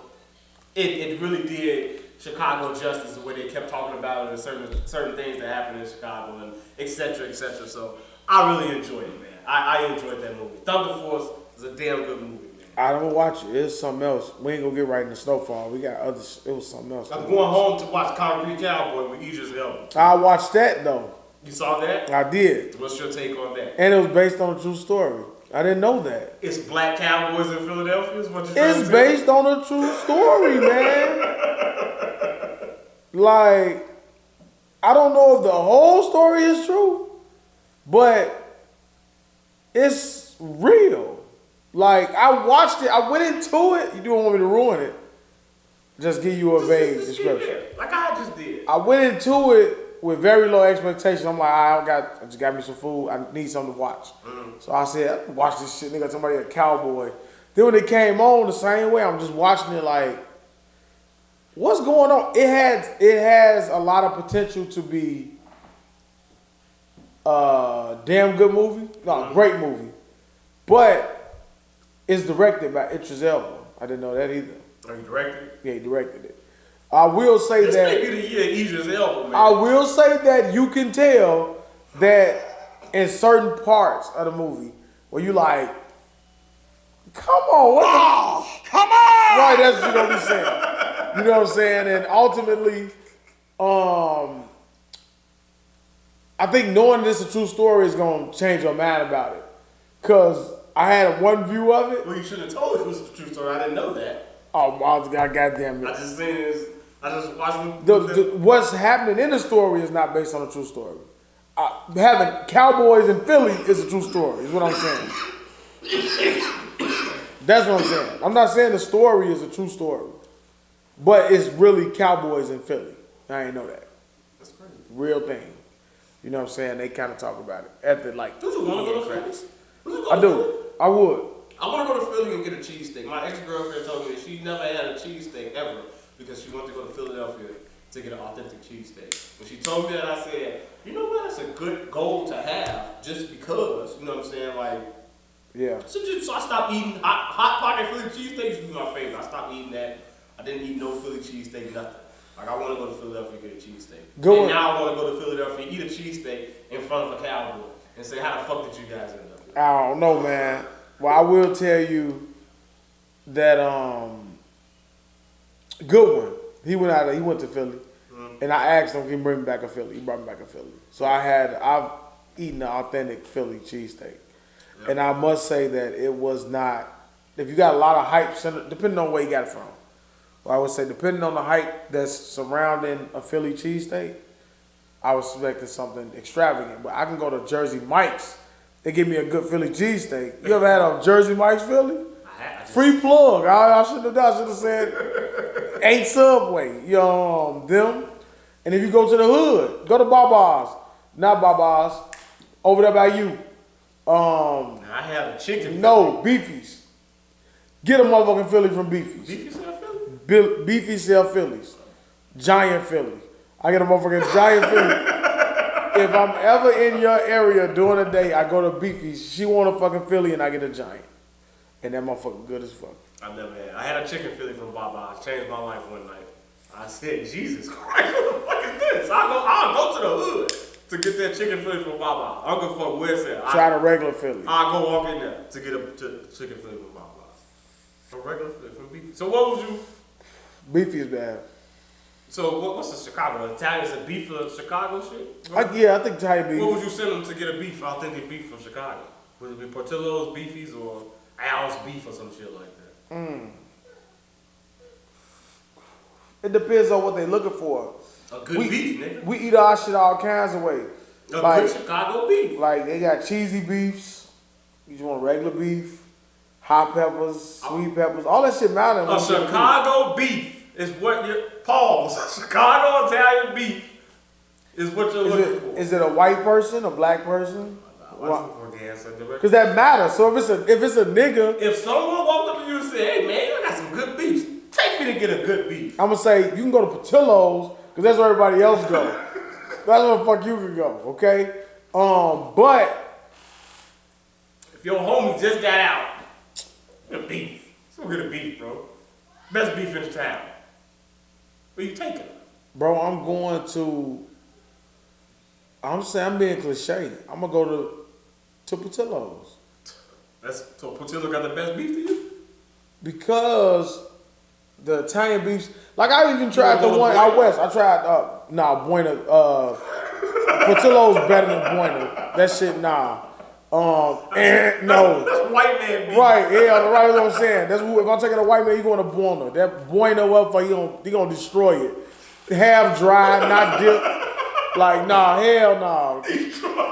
Dry ass. This motherfucker eat a Philly beef. I'm like, you come. That ain't what we sell. Dip that motherfucker. You eat soggy bread. That's what they say. The bread's all soggy, man. You ain't eat no beef. Now they told me out west, Terry's had the best beef off Austin and Madison. No, it ain't really what it was hyped up to be. Like I say, Portillo's, man. Like, but I have had like Sammy's by my old area, Sammy's. Near North. The old near North area, Sammy's. If you know motherfucker that, hey, I ain't talking about the Sammy's. I don't even know if Sammy's still there. I'm talking about Sammy's late 90s, early 2000s. That Sammy's. When you don't want to look back there because you don't know if they're washing their hands or not, that motherfucking Sammy's. You go get you a fucking gyro burger, any fucking type of hood food, you go to Sammy's. Niggas used to risk their life from the greens and all said, because it was like right in the middle. It's like Switzerland? Yeah. Like, you go up there, you better go deep. Because if you get caught there, it's a wrap. There and tacos. Like DMX, one of his many bars, he said, I like pussy, but not up in my face. So give me 3 feet. Because if we creep no more than 3 deep, niggas see sheep. Oh, you put them to sleep. And I finished that rhyme. Boom. Why you give me the drum? Now you don't want to give me the drum. But look, give me the drum. But where the fuck the drum at? Nah, it was right here. Hey, there we go. Man, I am stoned. I'm telling you, man. I am going to fucking pass out. I'm going to be late for work because I'm going to oversleep. I know it. And thank you because I need it. So you going to go to Sammy's beef. So Sammy's everything. Okay. But beefs, I'm going to go to Portillo's. Okay. You know what I'm saying? What about a dog?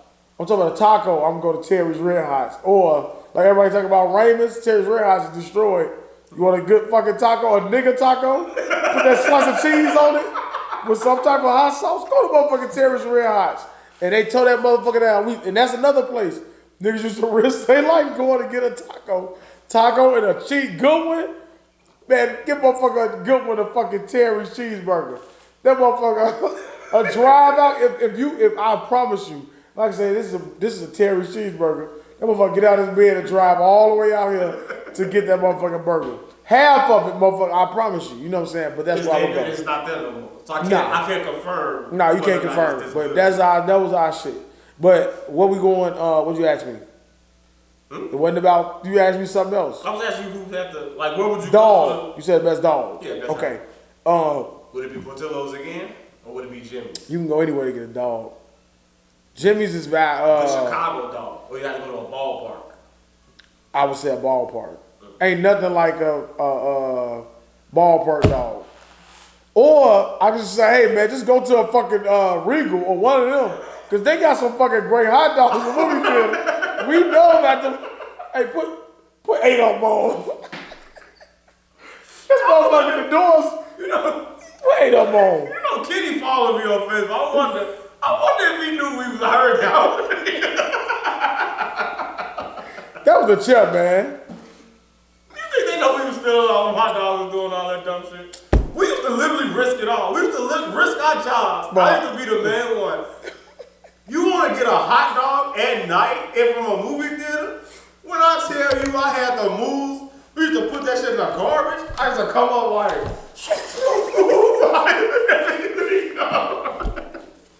I come back to that bitch like, Ain't no motherfucker even watching the fucking hot dog. They're like, these dumbass niggas like we don't know they stealing hot dogs. You remember how Cheeseburger dude from the longest yards to come back? Yeah. A handful of fuck, I used to come back with a handful of hot dogs. Man, for what you say, it's nothing better than a hot dog that's been taken off the grill, put in a warmer, and put in a garbage bag and stolen. Some of the best hot dogs. I mean, we'll go in the theater, we'll steal some ketchup packages, put them motherfuckers on there, bang them bitches. Man, the theater dog and the ballpark dog. Movie theater hot dogs, I agree. But the fucking ballpark. Eisenberg is what they call Eisenberg hot dogs. Movie theater hot dogs. Man, go to the motherfucking ballpark though. You'll be like, yeah, let me get 2 dogs. You gotta use baseball. You gotta talk like the people in this. Let me get 2 dogs. Get the motherfuckers. You be like, this motherfucker's $6. Let me get a couple more. The motherfucker's good, man. So that's what I would say. Like pizza. I'm not saying Giordano's. If I got fired for stealing hot dogs. Somebody actually got in trouble for that. I mean, that's how they put the cap on it. Like stop eating them at night. Yeah, I would laugh because people be going overboard. I mean, one night it was like the whole motherfucking woman was fucking running with hot dogs. They're like, what the fuck all these hot dogs on? I think it was Dashita or somebody like, y'all got all the fucking hot dogs. Y'all got too many hot dogs. Fucking doors closed in 5 minutes, motherfucker, all these hot dogs on the damn thing. Just spinning. Like, stupid. Like, so ask yourself if you think that we knew we was taking hot dogs, bro. Like, take us out our manager roles that we've been in and drop us in there. Popping fresh popcorn. Like, look at these dumbass motherfuckers. I'm about to bust back there over there. Somebody standing up watching. You got everybody huddled up in the fucking corner. Right, because the camera couldn't see in that one corner. Some motherfucker halfway peeking out the fucking thing, just laid it up against the fucking Scatterlight roaches soda machine. Idiots, we all dumb. Scatterlight roaches when the door's open, where we going? You either running all the way back to the corner or you running into the front. Well, all you gotta do is do this. You just see everybody come through. Just stand there and watch them come through. Right, soon as the motherfucking door open, feet just bursting into fucking Camille or somebody like I know what y'all had back there doing. Right, you like, all right, man, cool, but yeah, man, that's where I'm going with that. Pizza Hut, man. No I'm going Congress. But I'm definitely not going fucking Giordano's. I only had Mama Luna's a couple times. That's like y'all area thing. That's that shit Dre used to always eat. I was gonna say that's Dre shit. Dre used to fuck them Mama Luna's Dre, up. shout out Dre, Mama Luna's.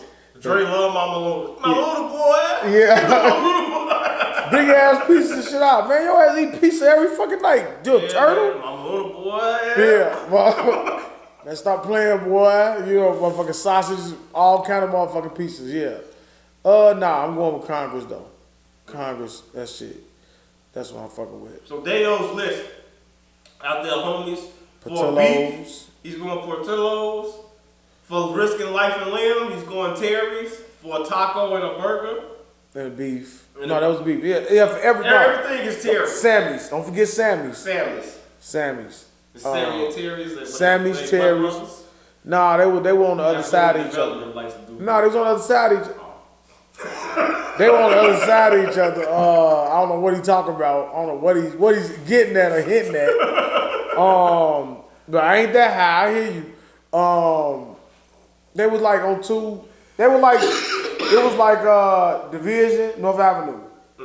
But it was still either way it crossed that intersection of violence. That's where I'm going. And what was the other one? Pizza. I'm going Congress. That's what the fuck I'm going. Did you say who you had? Never answer. Just ask me questions sit up for 2 fucking hours asking me questions. I can't even fucking. I'm drinking a bottle and a fucking whole bottle of vitamin water. Well, pizza. Bottle of water and vitamin water. Pizza, I'll probably have to go Mama Luna's and You said Pizza Hut. no, I'm saying like it's two different. Mama Luna's and something else is like two different, right?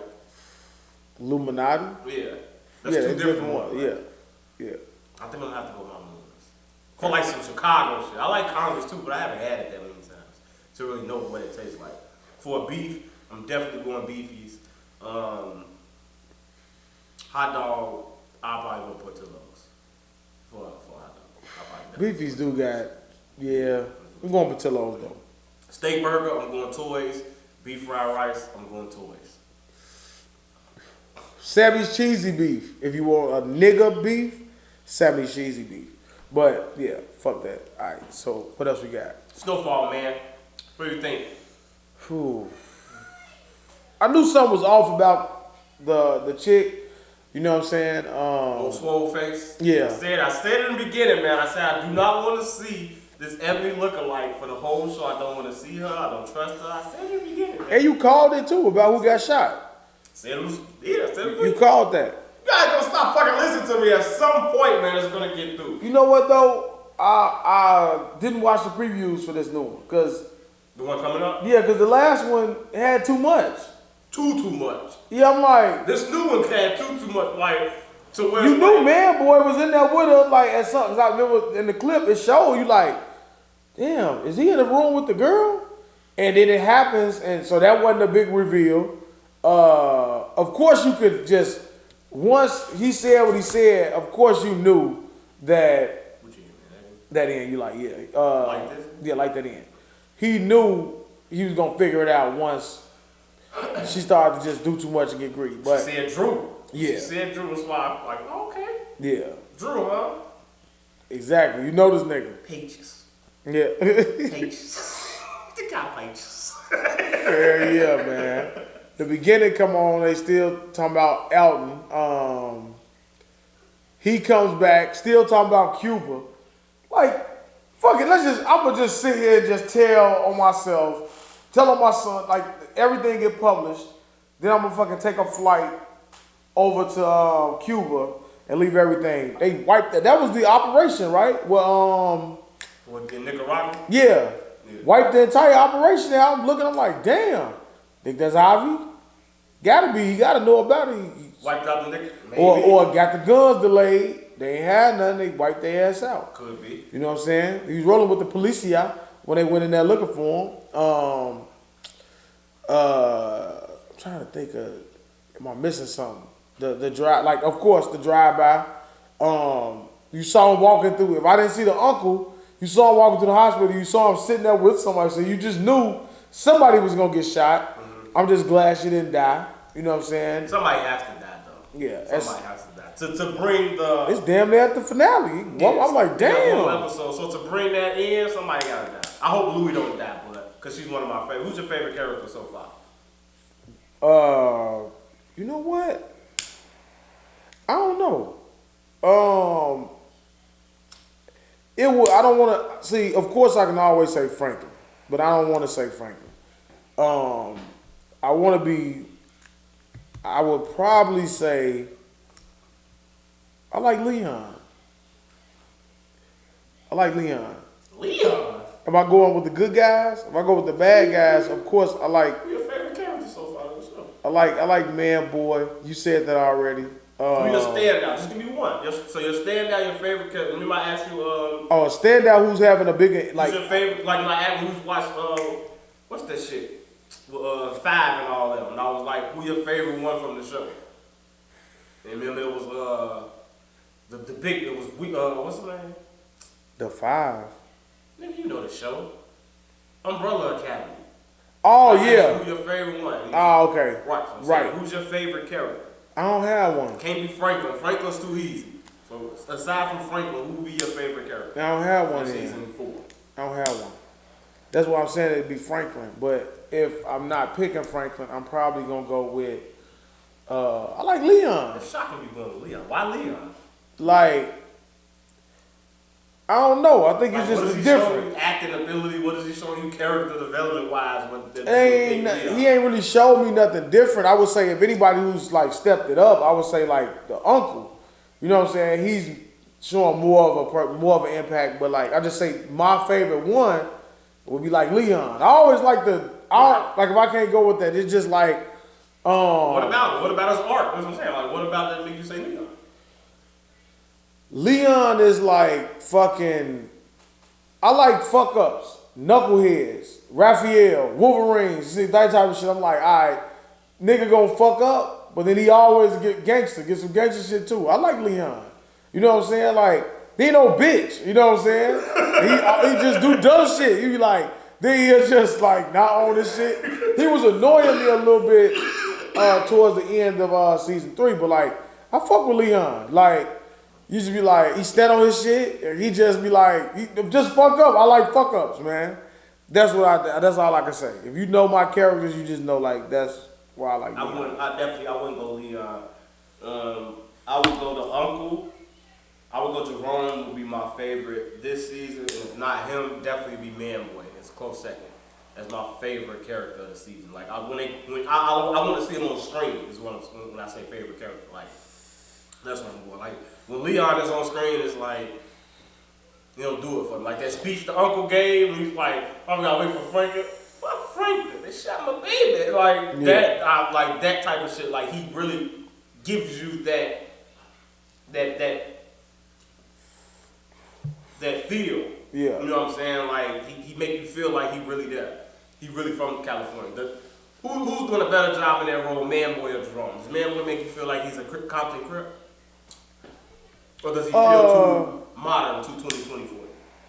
He too cool. He give me like he a rapper, like a rapping Crip. You know what I'm saying? Like, but do he give you 1980s Crip vibe? Like, does he fit in that timeline for you? Nah. He don't fit in there. Nah. I don't even think that's what I'm saying. I think like current rapper type. You got waves and shit. You like, nah, man. The blood though, right? He fit right Scuttle? in. Yeah, Scuttle, he right in there. Is it because he got a Jerry curl? He old. He look like an old fucking gangster. Yeah, nah. Young men didn't have curls. Did you have a fucking S curl in your hat back then? Nah, but they did. The old at men, that age. right? The young niggas have Jerry curls. You talking about out west? When this based in the 80s, right? 80s, yeah. Freshman of 21. I assume Manboy is like 22, right. 23. They was wearing Jerry curls in the 80s. At that early? Yes, I'm telling you. I guess. But not all of them. My pop's a gangster. He's having fucking Jerry curls. Not all of them, I'm just saying. Like, I don't feel like not the all whole of them. 80s, like, just walking around in LA with curls. But it was the thing. Eazy-E fucking came in, curled and shit. Like, yeah, man. Fucking Ice Cube, your boy. I guess. Jerry curls and shit. Like, Red didn't have one. Dre didn't have one. I think Yella had a curl. yeah, man. Nah, my least favorite character is, of course, Alton? damn, it's a 3-way dead heat between Alton, the fucking reporter, and the girlfriend from fucking Spencer show. And You don't like her? I do not like her, man. I want her to die brutally. But as a character, Like Tasha. you don't like her, like as an actor? No, you saying as a character, my least favorite character as an actor? So when those three come on screen, you just I want him to die. bullet that go through there. Yeah, I want him to die. Oh, okay. Not saying they acting is bad. I just want him to die. Alright, You know what I'm this. saying? So this episode gave you another classic Franklin moment. Do you think this moment hit the same way the other one hit in terms of like the car moment? Because I feel like this was his Franklin moment where he was like, y'all follow me like I've been doing, I'm gonna take care of everything, and like that moment we yelled at the ass at the end, stood up on a cane and all that. Like, did this give you? Because that's why I feel like they was going with that moment. Did it give you that car moment? Nah, you saying like in the beginning? Like, nah, like when he snapped on Leon in the car? Yeah, we snapped on Leon in the car. That's an epic moment. It's iconic. That's Yeah. the best scene from Snowfall. I feel like they were sort of trying to recreate that So you same think that's the type best scene out of the whole show? that Leon Or that car season? moment. I think the Leon car moment is the best scene from Snowfall. Even when Leon threw the fit with Franklin and showing who the fuck you is, you think that's hard. That's very hard. That's it. You like, man, I fucking you felt that shit. You said Leon, I'm playing with Leon when he yelled, man, passion. Okay. Alright, well that's the best one from Leon. The second best one was from Franklin. Yeah. But I felt like I liked Franklin moment at the end, and it was predictable. The motherfucker came walking up and just standing over. Right, we'll get to that. Right. But with this, do you think with this? Nah, I didn't take it that way. You don't think that they was right? It didn't hit for that? For you? Nah, it didn't hit for me that way. Okay. Not that moment. Maybe I got to go back and rewatch it. It didn't. I thought that's what they were going. They missed the mark a little bit, but it was still an impactful moment. I didn't really like when he walked up at the end though. Because it was predictable. It was. Did you know it was gonna happen? I felt like it was gonna happen, and did you want to blow her head off? I wanted him to shoot, man. And like just shoot her. I don't need you. I guess it's a good thing he did. He's gonna use her later for information, etc., and all that. But I kind of want to just wound her. You ain't gotta kill her. Wound her. Like that's what I want. Like I've been watching Sons of Anarchy lately. And power. They don't have and blow your fucking head off. Yeah, Tommy will shoot you in the knee real quick. Like, hey, you got my attention, that motherfucker. You know, I'm so yeah. Franklin's just too smooth and everything for me, man. But I am intrigued, like because the way it ended. I'm like, fuck, what's this conversation gonna look like? So I'm waiting. I'm eager on the edge of my seat, waiting for next week, man. I think something like Snowfall. It's going to be a great place. Yeah, you still ain't watch Mayans? I watched the first episode. I think like half. You got to get through it, man. You got to catch up. Shit good. But we ain't done with Snowfall. All right, so. What you think happens next week then? I don't know. Next week, I didn't watch. Do you think Leon? Do you think Franklin stops Jerome from his dummy mission at the barbershop? Yeah, I think he's gonna get to him. Well, I think they're gonna get some type of get back in some form or fashion. I'm eager to see Manboy, Scully, or somebody from Franklin's side before the finale. I don't think they're gonna kill either one of them, so they can keep that storyline going. You know what I'm saying?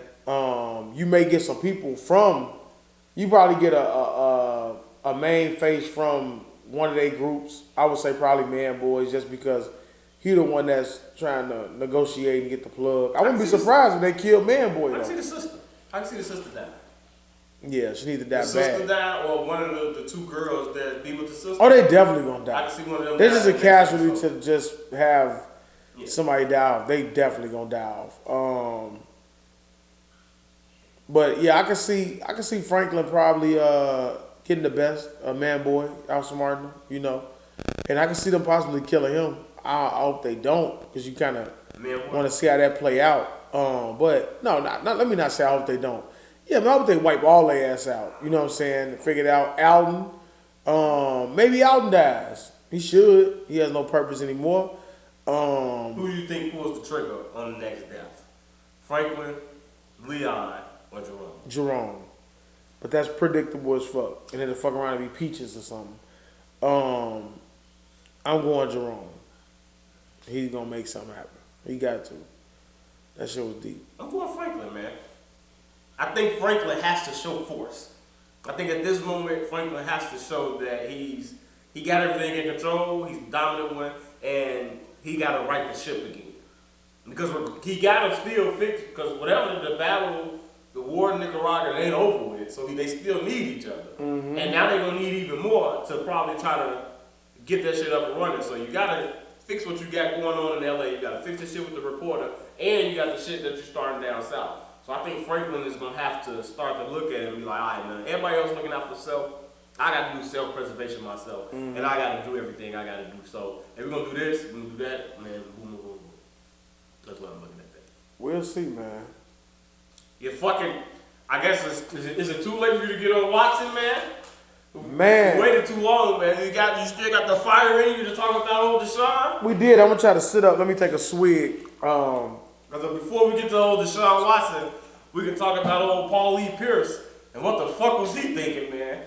And before we get to, what we was talking about, we'll loop both of them in. We'll have to talk about the Winter Soldier. Winter Soldier was pretty good. I like this episode. I like where they heading. I don't want to do no spoiler alerts because it just came on, but a damn good ending, and it's a cliffhanger ending.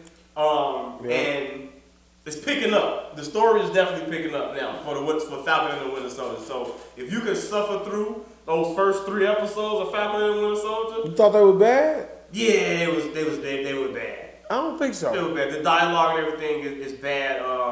I guess it's just waiting for the characters. It's just Sam, man. It's too much Sam for you. That's why He's lame as hell. Right, I want to like him so bad. I really want to like Sam. You gotta stop sucking his jaws. He is so If he stops sucking his jaws, it won't be so bad. And they keep throwing in jokes that don't hit. But I do like Captain America. When he was fighting, he was like, "What's with all the knives, man?" Right. Yeah, man. He's winning me over. I'm starting to like him, man. I don't know, man. I'm starting to like Cap. No, you just knew something. You like, what did you do?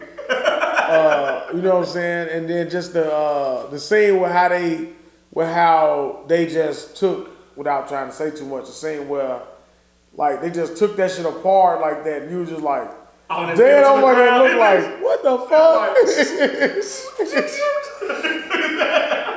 Turned that motherfucker off. That motherfucker like, you know they could do that? No, hell no, I ain't know that shit. I'll say this.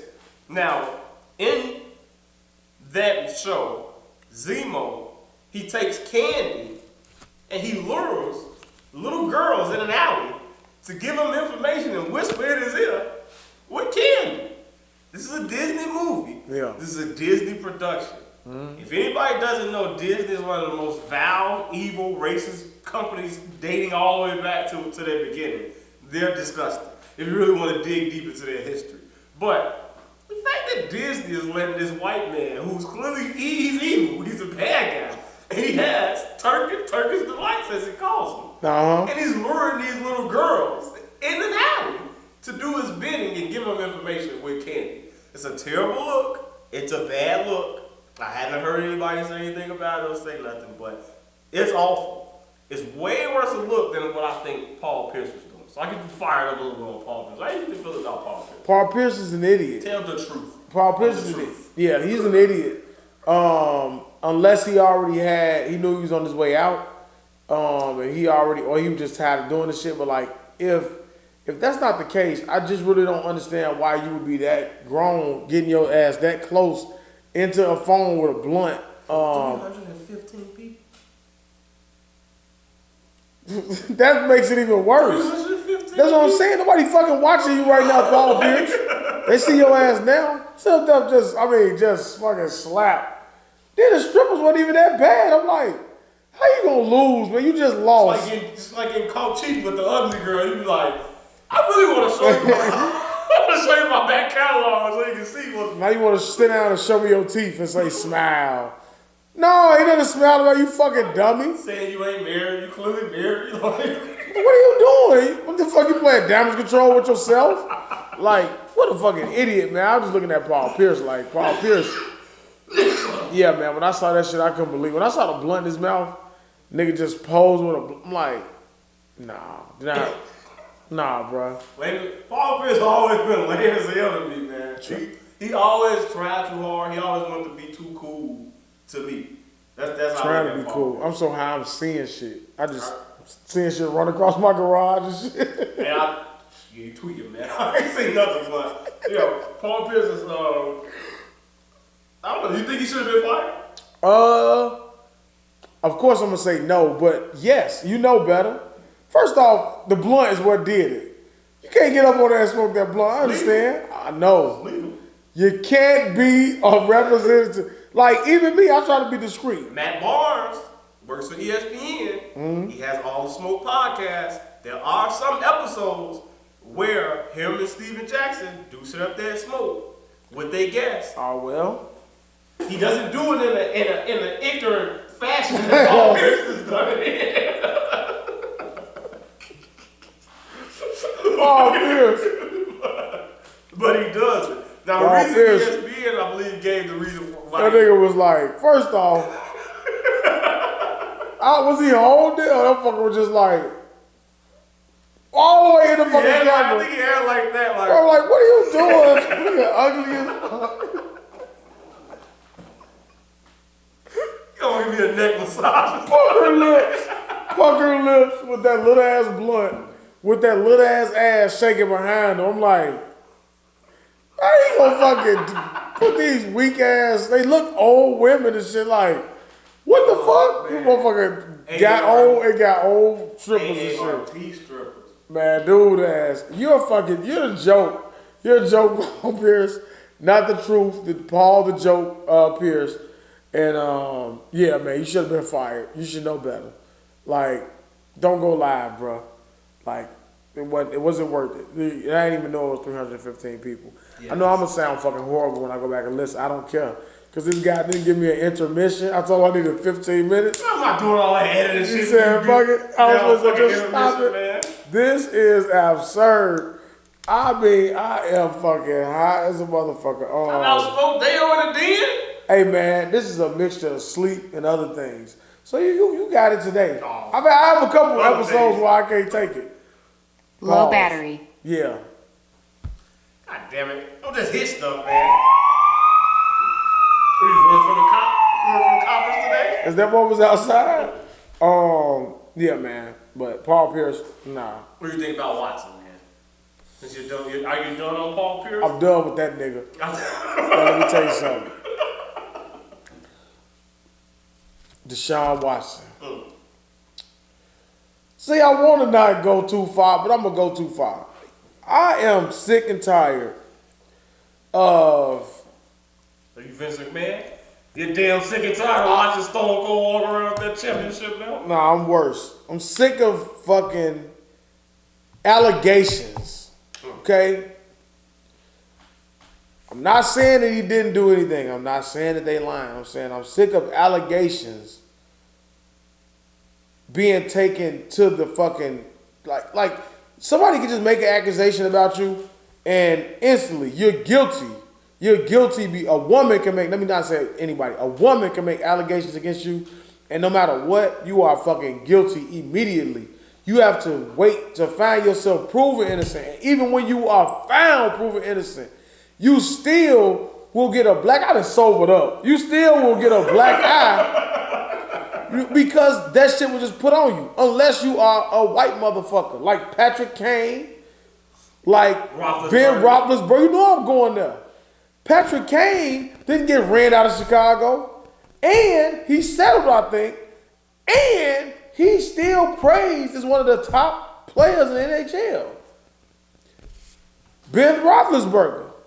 Same thing, right? They gave him a little bit because Ben is like, all right, you're doing a little too much. Kobe. What happened to Kobe? You got to go on an apology tour. You're a fucking... They still said he was a rapist when he died. Okay? Now... Let's not talk about their Lord and Savior. What's his name? The dude who's on 2.5 Men? Who had AIDS, knowingly sleeping with women? Charlie Sheen. Charlie Sheen? Yeah. Major League 2. One of my favorite movies of all time. But yeah, that's what I'm saying. Just fade away. The NFL player that beat that white boy on the Seahawks, that beat the shit out of his girlfriend. Oh, yeah. Just fade away. Now we got a lot of black NFL players just whipping ass all out of nowhere. Yeah. And the other one just killed like 5 people, like killed the doctor and his whole family. Yeah, savages. That's what they're going to say, savages. But then you got Deshaun Watson. I want to be traded. We talked about it. I want to be traded. You got 1 woman, 2 women, 3, 4, 5. Now we have 22. All represented by, you better call Sal. The fucking, come on, man. That's what y'all went and got. They say he got a 1-loss record. He's very credible. This is what got me. I was listening to talk radio, and they played one of the clips. Mm-hmm. And I might get in trouble for this one, but I got to say it. I'm not going to go into detail because I'm not saying that the woman isn't telling the truth. But whenever you come on and you start to say, don't read me a perfectly written speech and then try to tell me that that's your raw emotion. Don't try to tell me that that's how you felt. Don't tell me that you're a private masseuse and you let a man into your home and you tell me, oh, well, I'm so traumatized by it. And it could be true, but it's just the way you word this. I'm traumatized by it. I can't do my job. I can't do my profession. I have PTSD behind this. I wake up in cold sweats. Well, why? I keep thinking of his penis. Was it nice? Maybe it was nice. I'm serious. Maybe pause. Maybe that's why you keep thinking of it. I'm not sure what you're thinking of. But she's saying, well, I seen his penis, and it's just traumatizing. It touched me. It came out. All right. That's what we saying. I'm fucking traumatized. My hands are shaking. I can no longer do the job that I love because I got into this to make people feel good and feel better. You know what I'm saying? And that may be 100% absolutely true. Mm-hmm. But then you turn around towards the end and you say, Mr. Watson had us fooled. Like he was a good guy. But he's not a good guy. You know what I'm saying? And also, I want the other victims, the survivors, survivors. Right. I'm a survivor, and the other survivors, we won't take this anymore. And we're going to stand up for what's right. And people like Deshaun Watson should not be able to continue to do this. So what he say? She said something like, I won't allow him to stop me from doing what I love. Right.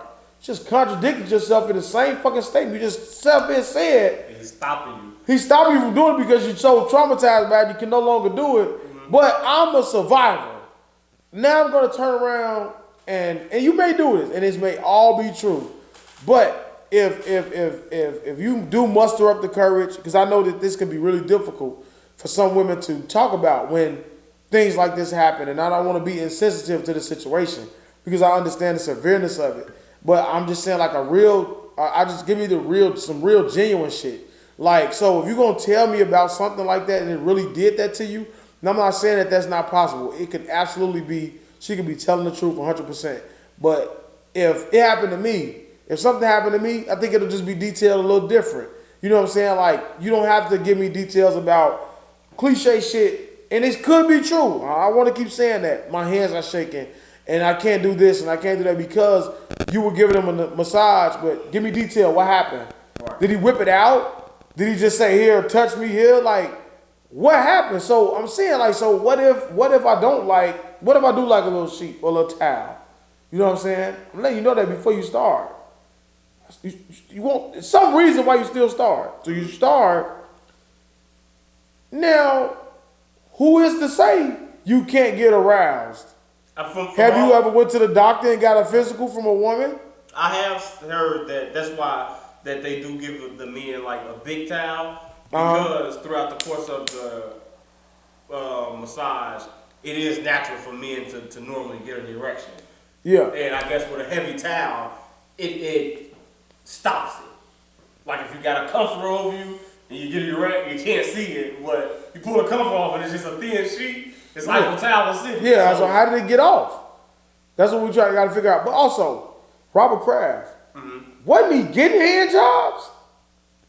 But that's from a place that offers that. Oh, okay. That's a happy ending spot. So these women are saying that we're not happy ending, we're professionals. And this he's trying to force us into being happy ending. We haven't given him a happy ending. Mm-hmm. He keeps revealing his penis to us. Some say he's made him stroke it. Can't make you do anything.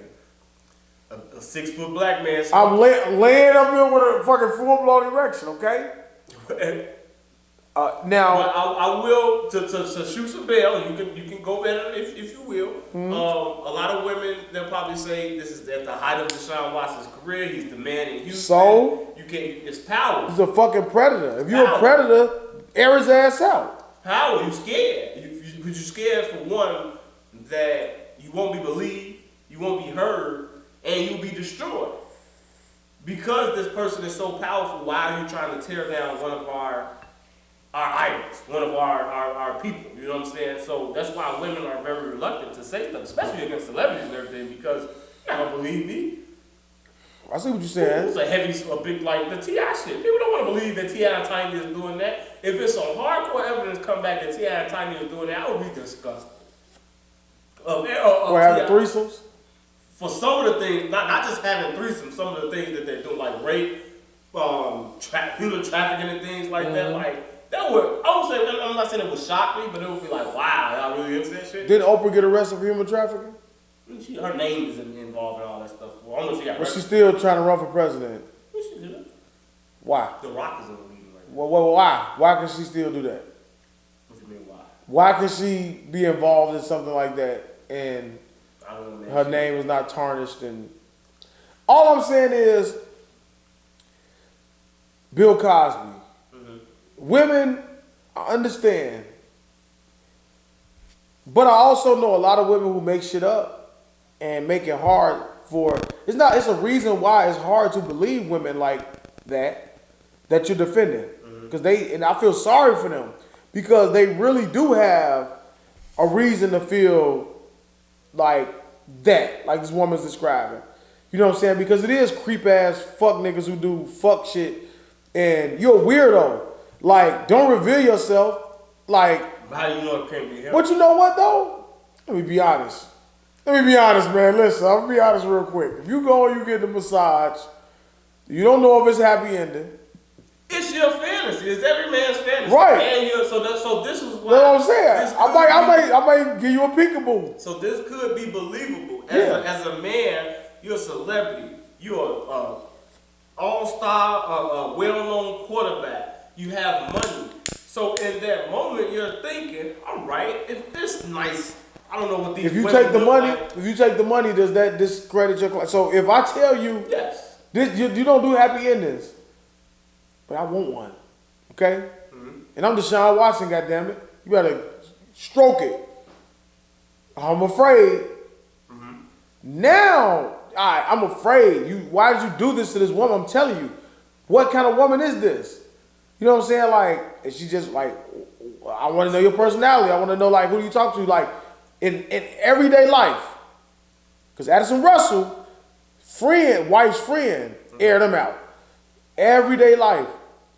Something happens, everybody got somebody that they communicate that shit to. Right. So, she may share that sentiment, but depending on who she tells that to, then that person's going to tell that person. Somehow it's going to get out in some form of fashion. And maybe they do a great job of covering it up. I'm just saying, like, if it went to the extreme like that, I would please start taking action sooner. Don't let these guys get away for 5-10 years. Because if they've done it to you, they're doing it to someone else. You know what I'm saying? And it's not my place to tell a woman how to feel and how to step up and say what the fuck. I'm just saying, like, I think it would help the argument that you're trying to make about women's credibility if they would do it in a timely fashion instead of letting it go on for months and years. Because then it seems like, I'm not trying to tell them how to say. I'm just saying, I'm explaining why it may look like it's a money grab. Because it's like, why did it take so long? I know it's hard for you to talk about. I know, but you talking to somebody about it. You don't have to be. You got to tell a friend. You have to tell somebody. I ask you this. Okay. You coming home. You're a grown woman now. You a grown man. Right, okay. You're a grown man coming home drunk. You go to a gas station. Or you go somewhere. You're in the bar. Right, you go pissing. And a big ass nigga walking after you. Lock the door and rape you. In the bathroom. Like Juice was getting raped. Now, we're not talking about rape. No. We're not talking about rape. That's something different. If he comes into the bathroom and he fondles you, and he pulls his penis out and puts it on your backside or something like that, or he just does anything that's like that. That's traumatizing. That's rape. Now listen, no. I'm saying if it was a male masseuse. But that's what No. We're talking about a male masseuse. We're talking about massages. Now we're not talking about motherfucker raping somebody. Okay, that's something totally different. You go into a bathroom, another man going into the bathroom, and he whips it out and starts jerking off in front of you in the bathroom. He bigger than me? I'm scared. He bigger, you start whipping off, yeah. I'ma leave. He's 6'6". I'm leaving. Lock the door. He's standing in front of him. No, see, now you go, all right. You don't know. He finished it. I'm giving he you finished himself. He standing there, locked the door, and beat this shit. Are you telling us when you leave out of there that this big 6'6" when he leave, locked you in there? When he leave, bro. And was looking at you and saying, hey. I swear to God, when he leave, I'm gonna come out. Now, I'm not even gonna say what. I'm gonna just try to stay on topic. I'm not gonna tell you what really happened. So I'm gonna say, I'll tell you what really happened. Who I'm with? I'm with my guys. You with everybody, whoever you. On my mama, I would say, listen. I would say, hey, bro, this big ass nigga just gonna beat off in front of me, Joe. We finna jump his big ass. I swear to God, we hitting him with chairs and everything. Okay. If I'm not with a bunch of people when that happen, when he leave and I'm a pussy, now we just say I'm bitch, and I'm like, oh my God, I'm just traumatized. I'm gonna get that shit off my chest. Like, hey, bro, listen. I may leave some details out. Now I may not say, yeah, I was fucking scared. I'm like, hey man, you know this big ass nigga I was taking a piss. This nigga was beating off in the bathroom, bro. What the fuck wrong with him? So you'll do with that? Okay. So talk about it. There are women who they said was forced to give oral sex. So. Okay, and that's true, right? If you're in the bathroom, like I said, talking about a dick reveal.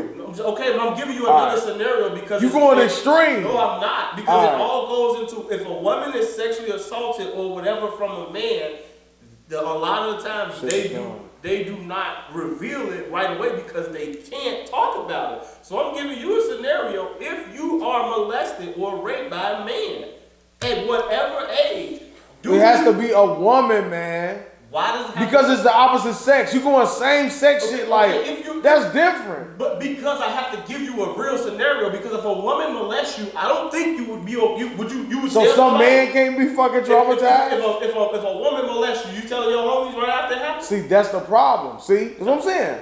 A man can't feel that way as a woman, but we get harassed all the time. But if a woman molests you, will you tell your homies right after? What do you mean? Like if I'm a masseuse, if you get molested or raped by a woman, are you telling your I'm gonna tell somebody. I'm gonna tell somebody. You talk about rape, you keep bringing rape up. This is not rape. Nobody, he didn't rape anyone. He did. If you force a girl to suck, make you suck your dick, that's rape. Man. That's what he did. It's like two women that say he did. So it's two women. Now I'm going off one. No, I'm talking about one scenario. I'm talking about one. I ain't talking about. I didn't say he innocent. I'm trying to give you a. I'm talking about the penis reveal. Right, I get that. All right. Now we got that clear. Even with that, I don't feel as though that's something like a man can say. That's masculine. A man can say, man, this bitch ass nigga just whipped his dick out on me. You can say that to your homies. Yes. You cannot say to your homies, this man just stuck his finger up my ass and I let him do it and I didn't do anything about it. You absolutely right. You're not going back and telling your homies after a party that you was in the bathroom for 30 minutes because you was getting fucked in the ass by another man. You're not going out there telling them. It may take you years to go tell them. And rape, you may never talk about it. But it's the same. But I'm getting. That's not rape. I agree. Listen to me. I hear you. I agree with you. I agree with you. Me too. To give you a scenario for a man, because a man will be totally okay from saying he got molested or touched by a woman because it's not. So it's uncomparable. You have to go extreme to just compare to a dick reveal. Because if a woman gets touched by another woman masseuse, she'll tell it. It's a woman. I don't think that's something. I think they will feel the same way if they're not into women. It's a woman. If a butch ass woman was massaging a woman that doesn't like women and touched her crotch. You're going to the extreme by saying it's a butch because now you're making her a man. All right,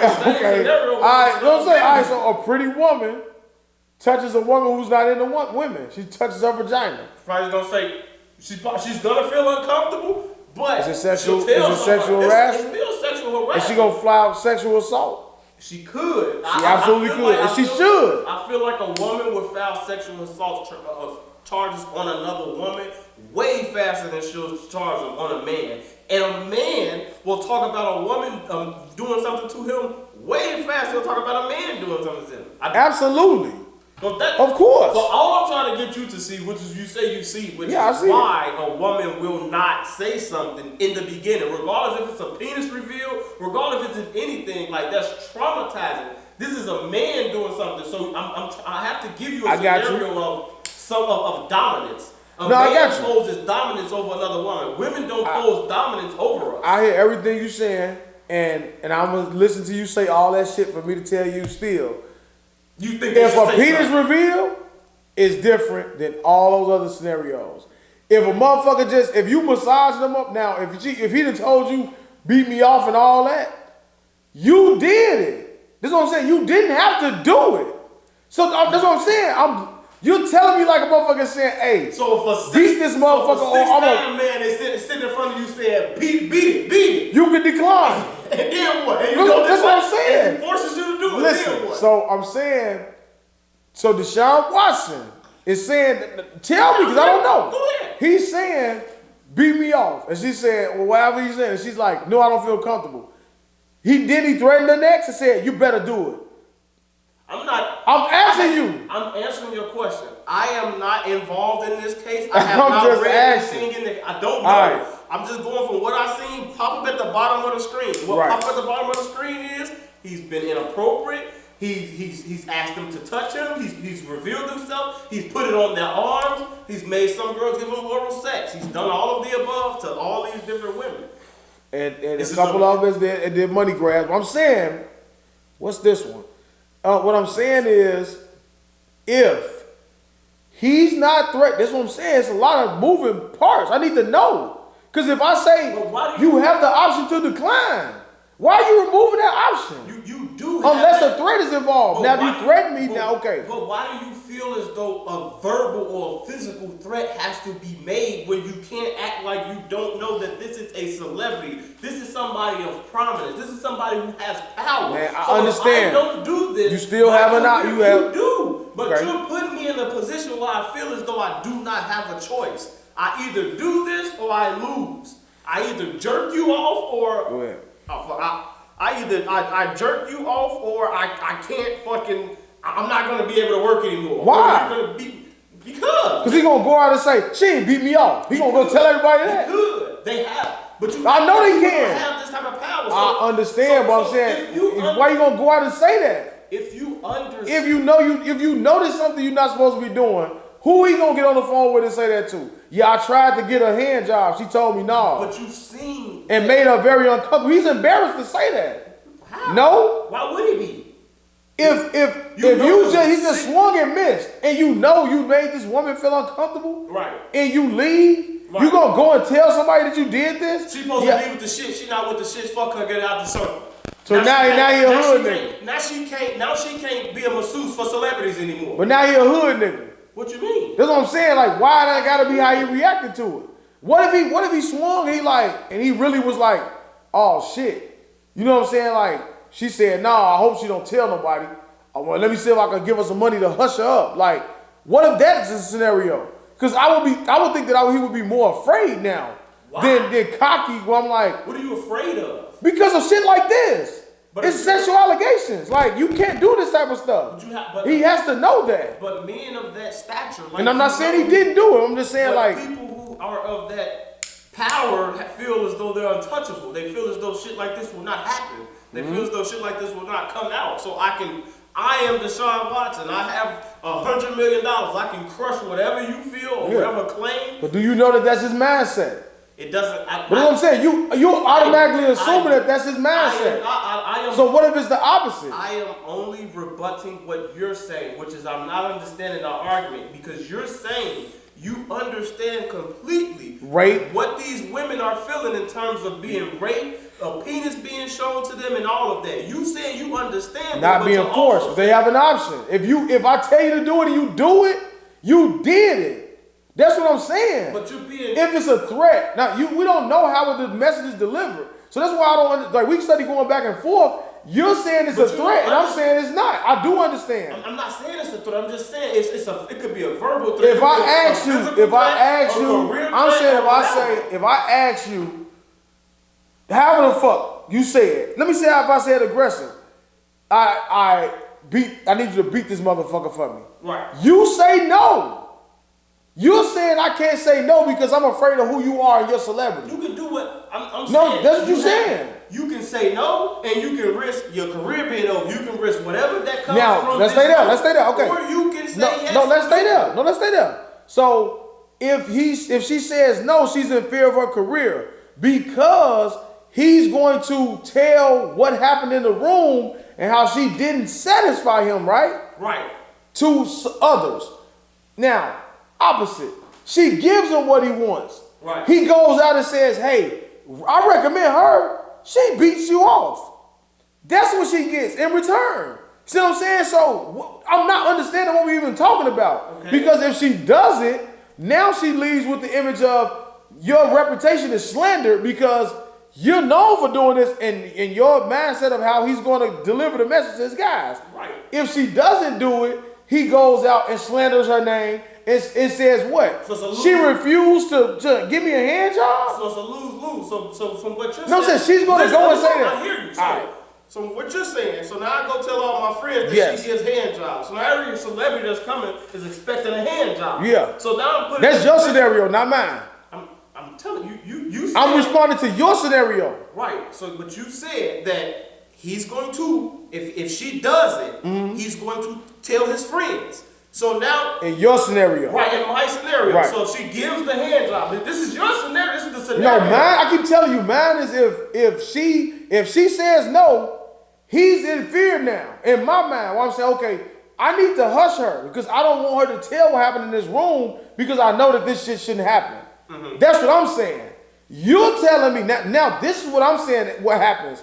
And why if she But says why no, does it have to be this a is how fear? I'm If repeatedly this man goes into massage parlors and, Right. and wants and requests the smallest towel to cover his private part, where's the fear? This is a repeated action. This ain't just one thing. Like it's women out there that got the same story. Like, Absolutely. it's starting to look bad for them. it does look bad, but I'm saying in that world, it doesn't travel. So if that's what I'm saying. So everybody is gonna say, all right, this black man is intimidating me, so I'm gonna give him what he wants, and then I'm gonna allow him to bounce from one person. He's gonna go to the next one instead of stopping it and saying like it's a small. I'm pretty sure it's not a fucking huge world in Houston of masseuses, okay? Right. So if this fucking guy makes this woman feel uncomfortable, and she's not saying anything, if she says something, it spreads faster. You stop them faster.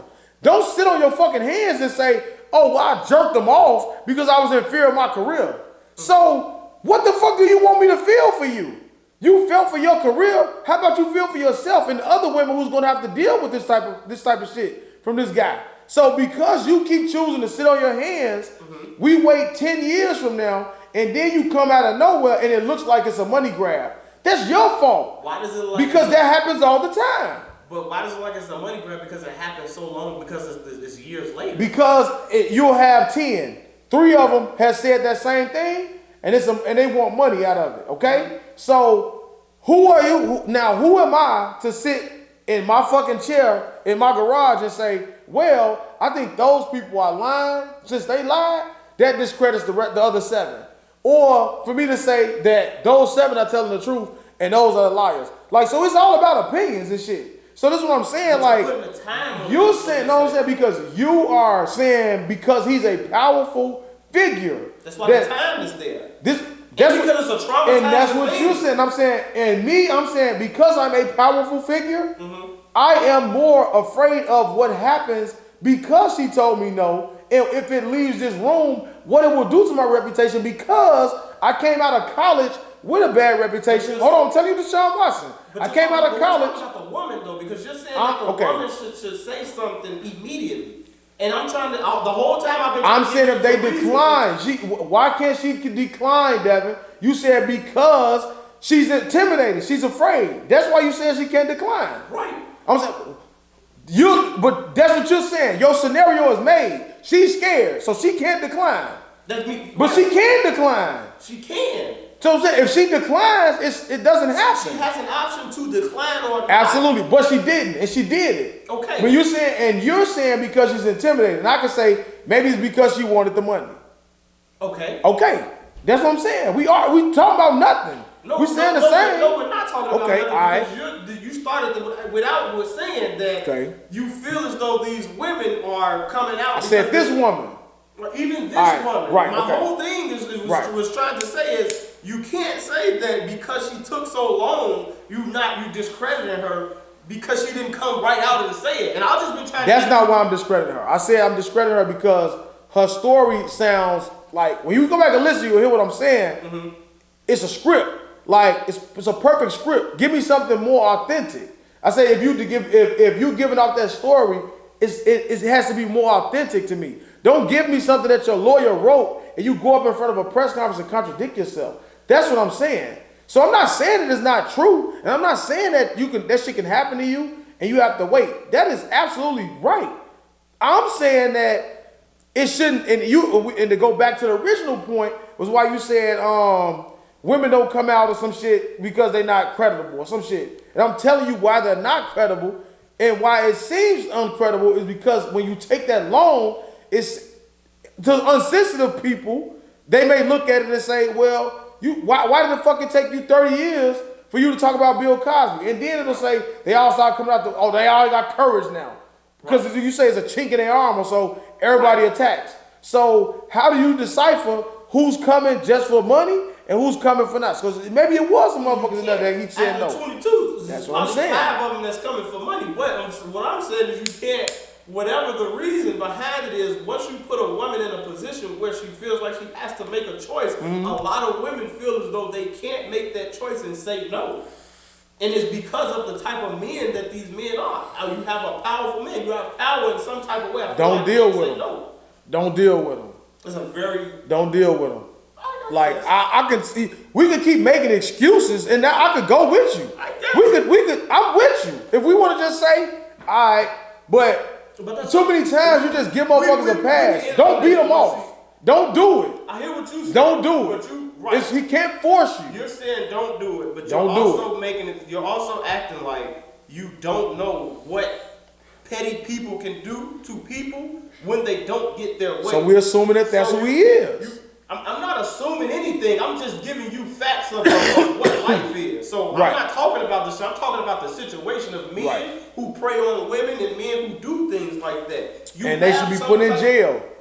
And they should come forward so you can get rid of these guys. That's what I'm saying. But you can't come forward if I am fearful of something happening to me because you have the power to destroy me. If I don't do what you want me to do, you keep saying choice. Everybody has a fucking choice. You right. I got a choice to turn around and walk my ass out that room. When I walk my ass out that room, hell may be coming forth. Or it may not. You don't know that. Right. So you make that choice.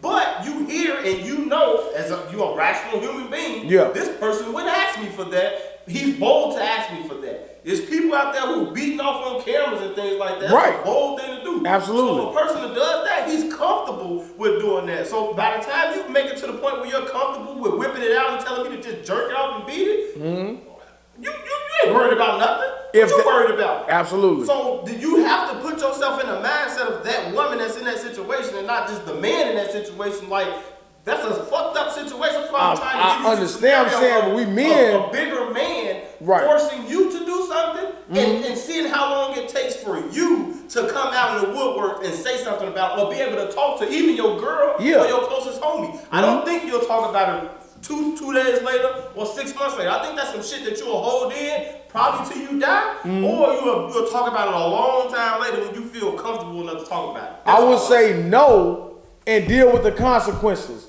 of telling that powerful man no. That's what I would do. Little afraid, timid me, I say no. Now I have to assume that he's a threat to me now. So the only way that man is gonna force me to do something is if I'm a fucking threat.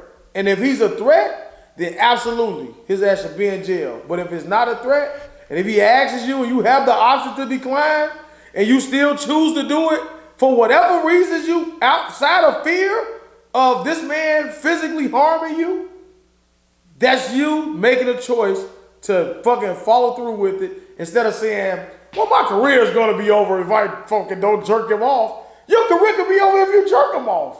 It's unprofessional. You shouldn't have done it. Don't fucking do it. Remain professional unless you are forced into something and you are afraid for your fucking life. That's what I'm saying. And we can stop talking about it. Because it's all happened at someone's house and not a masseuse parlor or anything like that. So once again, I think it speaks more on Instagram. I think it speaks more to the women's part than the man. Okay, this is how he studied reaching out to these women via Instagram and going to their homes. No one is talking to them. Like I said, it is not. He has been at this point, he is a fucking freak ass pedophile pervert. Okay. Pervert, like ridiculous. This is ridiculous. If 22, so imagine how many people we've done this to. Right. This is ridiculous, okay? Comes out of college with a bad rep. And you're telling these women why you didn't come for No. Coming out of college. Now if he's doing this, if we're assuming that now I'm talking that we're assuming that he is a fucking serial predator, okay? Mm-hmm. That needs to be jailed and kicked out the league. Mm-hmm. If he's doing this. So this is what's blowing my mind, man. I'm saying, listen, you're a fucking freak ass freak. You're a black quarterback. You come from out of college with a bad reputation. The Bears wouldn't even fucking interview him because they had character issues, right? Right. This sounds but all you keep hearing, is all these great things he's doing in the community, all these things he's giving back, he's doing this. This man is running around for years, getting fucking intimidating women into blowjobs and hand jobs and all kind of sick, sadistic shit. Bill Cosby did it while selling pudding. Yeah. You believe it? You believe Bill Cosby? That's what you saying? So you believe that shit? I believe it. But do you believe it? I didn't follow it. I just know it was a lot of women. I 100% believe Bill Cosby. Outside of their consent. I'm not even talking about the women. It's so many celebrities who was around that time that say Bill Cosby is nasty and he's a creep. So that's just fine. I'm saying, I think he did. Is he doing it? We know R. Kelly did it. But you also know how these women throw themselves at celebrities or throw themselves at money. Right. You see what I'm saying? So just like we talked about T.I. and Tiny. If you're sex trafficking and abusing people and shit, throw you under the jail. If it's 50 women that come out of the 50, it's probably 15 that's telling the truth. If the larger the number gets, the more that you feel like it's a money grab. But where there's smoke, there's fire. Right, that's what I'm saying. That's how I feel. So he's probably definitely gotten a couple hand jobs and all these things. Right. Because I would. And you'll hear, if you listen and keep me into the streets, and 6 years from now, you'll hear the true story from some of these people in these podcasts about what's really going on. Yeah. Well, if you really dig deep and you hear, like I said, if you look at the comments when this T.I. Tiny shit started, there's a whole bunch of people that's from Atlanta and they're saying they've been doing this. We've been doing about this. Running bitches. They running bitches or beating bitches and all that. Whatever the allegations is a bunch of people that's probably running bitches. We've been doing this been going on. It's celebrities that's coming out that's saying, man, it's fucked up, but they ain't shocked. Is all I'm saying. So that's what I'm saying. So with this Deshaun Watson shit, it's like I don't know whether he's doing it or not, but I can tell you the feeling that I got from when it first happened.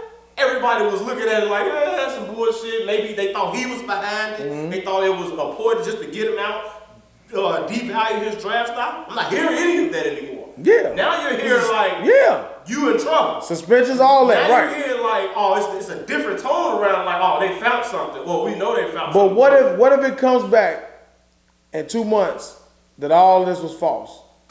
Then what happens? Apologize to the man. No, but you don't get that. And that doesn't matter. Because you know what now? Where there's smoke, there's fire. That's your mindset no matter what. So you'll say, oh, all these people said this shit about him. He had to be doing this. All I'm saying is, give a motherfucker their due process. Because we can put all these things. We can say, listen, you big, you black, you intimidating, you this, you that. We don't know the facts.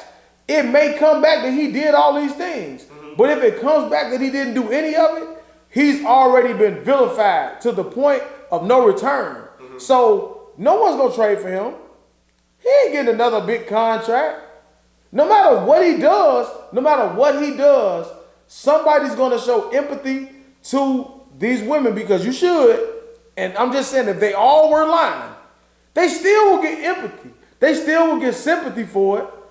They're going to drag this shit out well into the season. He's going to get suspended. It's a wrap. You know what I'm saying? That's all I'm saying, man. I agree. I feel like just the fact that this innocent until proven guilty. The fact that he comes in with a small towel every time, I think it's just creepy. It is. It's creepy. So I'm just like, I'm just like, how does it not fucking spread? All right, well, you know this guy, he want a little towel. You know what I'm saying? From the jump, you professional. You should walk into the room and say, something isn't right about this.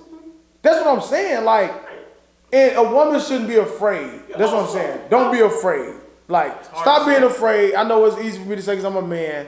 Stop allowing these freak ass men to do this creepy shit and get away with it because when they know that they can do it and they don't have anyone putting pressure on their ass or airing their ass out, for every woman that ignores it, another one has to pay the price. And that's not fair. And it's not fair for me to speak on how women should feel, but I just feel like if we can just like, you know what I'm saying? Just, I don't know. You got to stop it at some point. And men shouldn't be allowed to run around making women feel uncomfortable. But it happens all the time, and white people get away with it, and they get passes, and you know the black person has to be proven innocent, and then do some community work just to get himself back a rung under where he was at that he worked his ass out for. Not in black America. Nah, man, it's like we the worst. Niggas is the worst. Niggas is gonna tear you up before the white motherfucker because they don't. Just because you go, it's just natural. We talked about that. It's natural to just go against what you know. You know, I'm a Patrick Kane. We'll let that shit fade out because they not gonna keep talking about it. Hunkies is gonna be like, not hunkies. White people gonna be like, I'm not gonna keep talking about Deshaun Watson. that's what I'm saying. No, they're gonna stop. A black motherfucker keep drilling it like. Yeah, or a white motherfucker keep bringing it up to a black motherfucker and they'll keep entertaining it. A white motherfucker ain't gonna entertain it at all. That's all I'm saying.